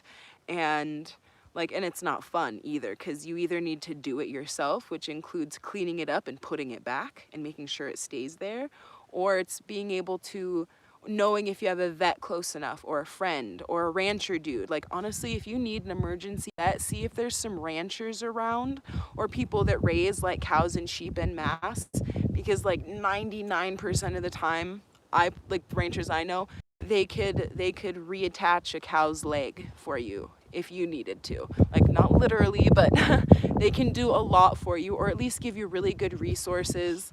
I'm not trying to dog vets here, but half the time they have no idea what they're talking about. The first time I took a chicken to the vet, I decided I will never take a chicken to the vet because they had no idea about chickens. They to a point that it was like dangerous, in my opinion. Like, this vet should not be giving, like, I'm sorry, if you don't know about chickens, don't, yeah, and just no. And so if you can't find a vet that knows enough about goats, or you're worried, post about vet groups and stuff. Like, hopefully not when it's an actual emergency. Have some of that information beforehand, like the rancher's phone number. So hopefully you can call the rancher and be like, hey, yo, it's me. I need, like, how do I deal with this prolapse? Versus the vet who's like, oh, we don't work with goats, but you could do this or this. In that sense, like, I'd trust the rancher more than the vet. And not that the vet is wrong, but most vets deal with dogs and cats and parakeets in that sense. They don't deal with farm animals. And not that they're wrong, but what I've experienced, they're not exactly right either. So definitely be careful with where you're getting information, even the information you're getting from me. If you go, I don't like the way that sounds, go ahead, double check. I could be wrong. I could have misinterpreted. Someone could have told me something wrong and that I didn't, that I failed to double check and look up. But like I said, I do try to share from my personal experience. Like, this is what I experience. This is how we like to do things. And so far, it's worked pretty darn well. I know that's not exactly like an argument for why do you do things this way, is because it works well. But it is kind of that, if it ain't broke, don't fix it. But, I mean, there could be something I'm missing that could make things, like, a little bit easier. But until I figure that out, I don't know. And when I do find out, I will share. But, thought I saw a question, maybe not. Oh, dead wolf resistance. I always tried to train my cattle and sheep that way. Yup. And that's the thing too, is the bigger animal that you get, the more you're gonna wanna really work with that animal. People are like, well, why don't you have a cow? Why don't you have a horse? Why don't you have pigs? Do you know how big those animals are? And depending on the situation, I don't wanna wrestle no cow. I don't want to wrestle. I don't want to wrestle no pig. The pig will eat me. In that kind of sense, you know, like even a not huge pig, like I forget how huge pigs can be. They can be like 1,000 pounds of pure pig. No, that is a big animal, not only to feed, but like say it got hurt and I needed to give it stitches. How am I gonna wrestle a 1,000-pound pig? And of course you could raise something that's smaller, but even like a 300-pound pig, no. And I grew up working with cows, and I'd rather not deal with angry cow mamas. I can't wrestle an angry cow mama. I can wrestle an angry goat mama, but not a cow. So that is partially why we do things the way we do with smaller animals, smaller breeds. Why we aren't going to get certain animals is because they're big. And the bigger they are, the more machinery, tools you need. And I don't want to deal with that. Like for a cow, I'd need at least a decent head catch. At least, because if I ever had to pull a calf, okay, I would need a calf puller too, at least, just in case I needed to pull a calf. And if you don't know what I'm talking about, a calf puller thing, I think there's another term for them, but it's essentially a bar with like a stand thing on the bottom, and that has a chain, and you put the chain around the calf's legs. If you have to pull a calf, and you put the chain around the calf's legs, and you put the bar with the little stand on the ground, and it's like a lever, so you can pull that calf out. So I'd have to get at least one of those. I'd need a farrier that can do cows. What else do you need for cows? I mean, just having a big old head catch, like needing one of those, and you don't need it, but if you needed it, you need it kind of thing. And I don't want to have to need big things, I guess, especially if it's something that you need to maintain. And just that aspect, you know, when it comes to what animals you want to pick, think of size. And say that animal got stuck and was scared. How hard would it be for you by yourself to unstick that animal while it's flailing around and scared? A goat? No problem. A cow is probably a problem, you know, until they chill out, if they chill out. And again, when it comes to babies and meat and kind of that reason for breeding, the bigger the animal, the more meat, the more freezer space we need, the more time it takes to process and cure. And for us, we just don't need that much meat at a time. Like just one goat her size is enough for like, how long do you think you last? 6 months? Huh? But like a goat her size for us would be probably 4 to 6 months worth of meat. So we don't need anything bigger than that because we don't eat that much meat. I mean, we could go through it faster if we wanted to, but because this is a perfect size and that's about what we want to stick with. We don't need an animal that's bigger because we don't need that much meat, especially if we have the chickens. We got the chickens, we got the goats, and maybe one day we'll have like ducks or something. I'd rather have one animal that's our meat animal, and then we have like our supplemental meat sources. And the chickens are gonna be mostly for the dogs, as in roosters. And then goats are more meat for us humans, but we do share with the dogs as well. They always get a piece of whatever harvest. So definitely when it comes to breeding and what animals or what breeds you want, think of size and also the stacking method. I talked about this in a live a while ago, but how many things can this animal help with on the homestead? And like Maleficent here, she gives us babies, which those babies equal meat and more babies when they're like females. And she also provides us milk, and that milk is good for us. It's also good for, I give some to the chickens, the dogs can have some, the cats can have some.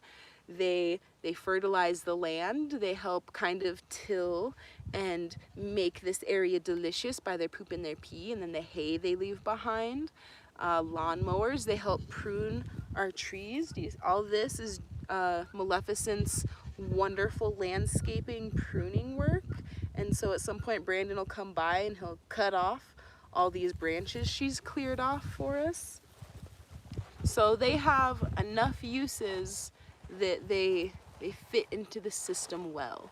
So whenever you decide, well, what animal do I want, whether it's for meat or milk or just to breed critters to sell or something like that, think of size, their usefulness, and it's not so much like are they useful or not, but it's what they cost versus what they give in that sense. Like it's got to be reciprocal in a decently balanced way, because if they don't do nothing for your area and you're not going to eat them or milk them, it's just money. Now if you have the money, fabulous. We do not.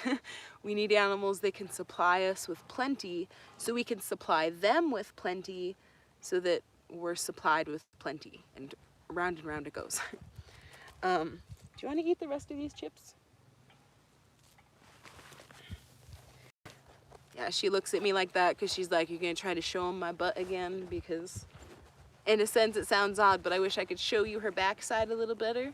Because to get, like I said, I think people need to have the visual, because her lady bits are quite swollen, a little bit of discharge. Like I said, how weird to be looking at her business, but I need to know what's going on. But as you can see, her belly's dropped a little bit because her belly used to come out from here, and now we're down here some more. And like I said, ligaments are where her tail like meets the rest of her body.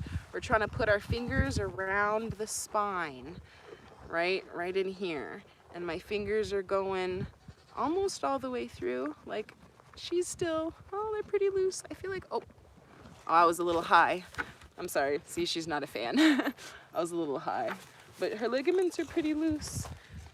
She's kind of letting me deal because she's eating all the chips. Are they still in there?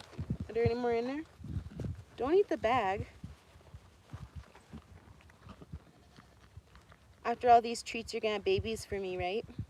I want babies. And partially for me, I love human babies. I'm not having any human babies. So these here goat kids are like my anti-baby fever medicine. So I'm always extra excited for baby season because it does fill that spot in my maternal heart to help mamas and their babies, and it's really wonderful. Like I said, I don't want children myself, but I love babies. Like, I mean, is you know, deep inside I'd love a baby, but this is not a world I want to bring babies into. But I got some baby fever going. I got some goat baby fever going, and I'm itching, and she knows it, and she's gonna hold them hostage as long as she can. I'm out of everything. I don't got carrots. I don't got chips. You ate it all. You ate it all. Yeah. Like you even licked the bag clean. It's all gone. Yeah. But I'm super excited because, yo, she is getting close, and now it's just the waiting game. Because as I said, even if you counted down and you knew the days, sometimes it still does not happen when you expect. But maybe if and when she has babies, we'll do another little short live or just a little video. But we'll definitely have more goat baby stuff this year, as long as, in a sense, of course, as long as everything goes good. But if for some reason things don't go good and we're losing babies or something to that effect, I will share that as well. Because sometimes you have bad seasons. I mean, it was like 4 or 5 years ago, but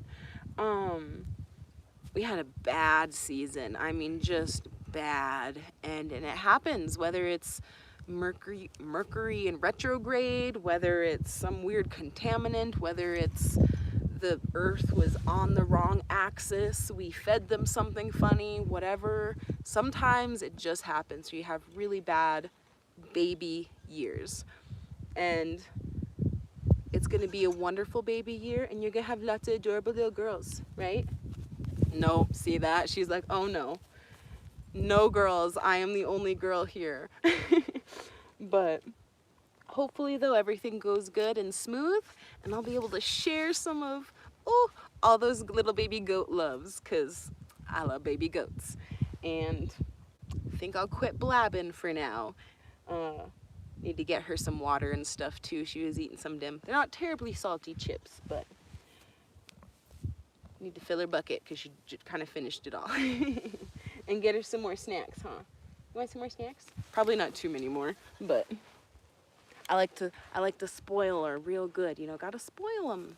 Tell them thank you. Thank you for carrying the babies for our farm. I appreciate it. Thank you, thank you. And I try to thank them with treats. So let me check comments really quick. And all right. I know there's only a couple of you still here, but if you got any questions, throw them out really quick. But she's getting close and I'm super excited and I'm super itching, and it's one of those things, if you watch the pot try and boil, it's not gonna boil. So I'm gonna try not to watch you boil. Try to be patient. Alrighty, everybody. Thanks for hanging out for a little while and talking some goats.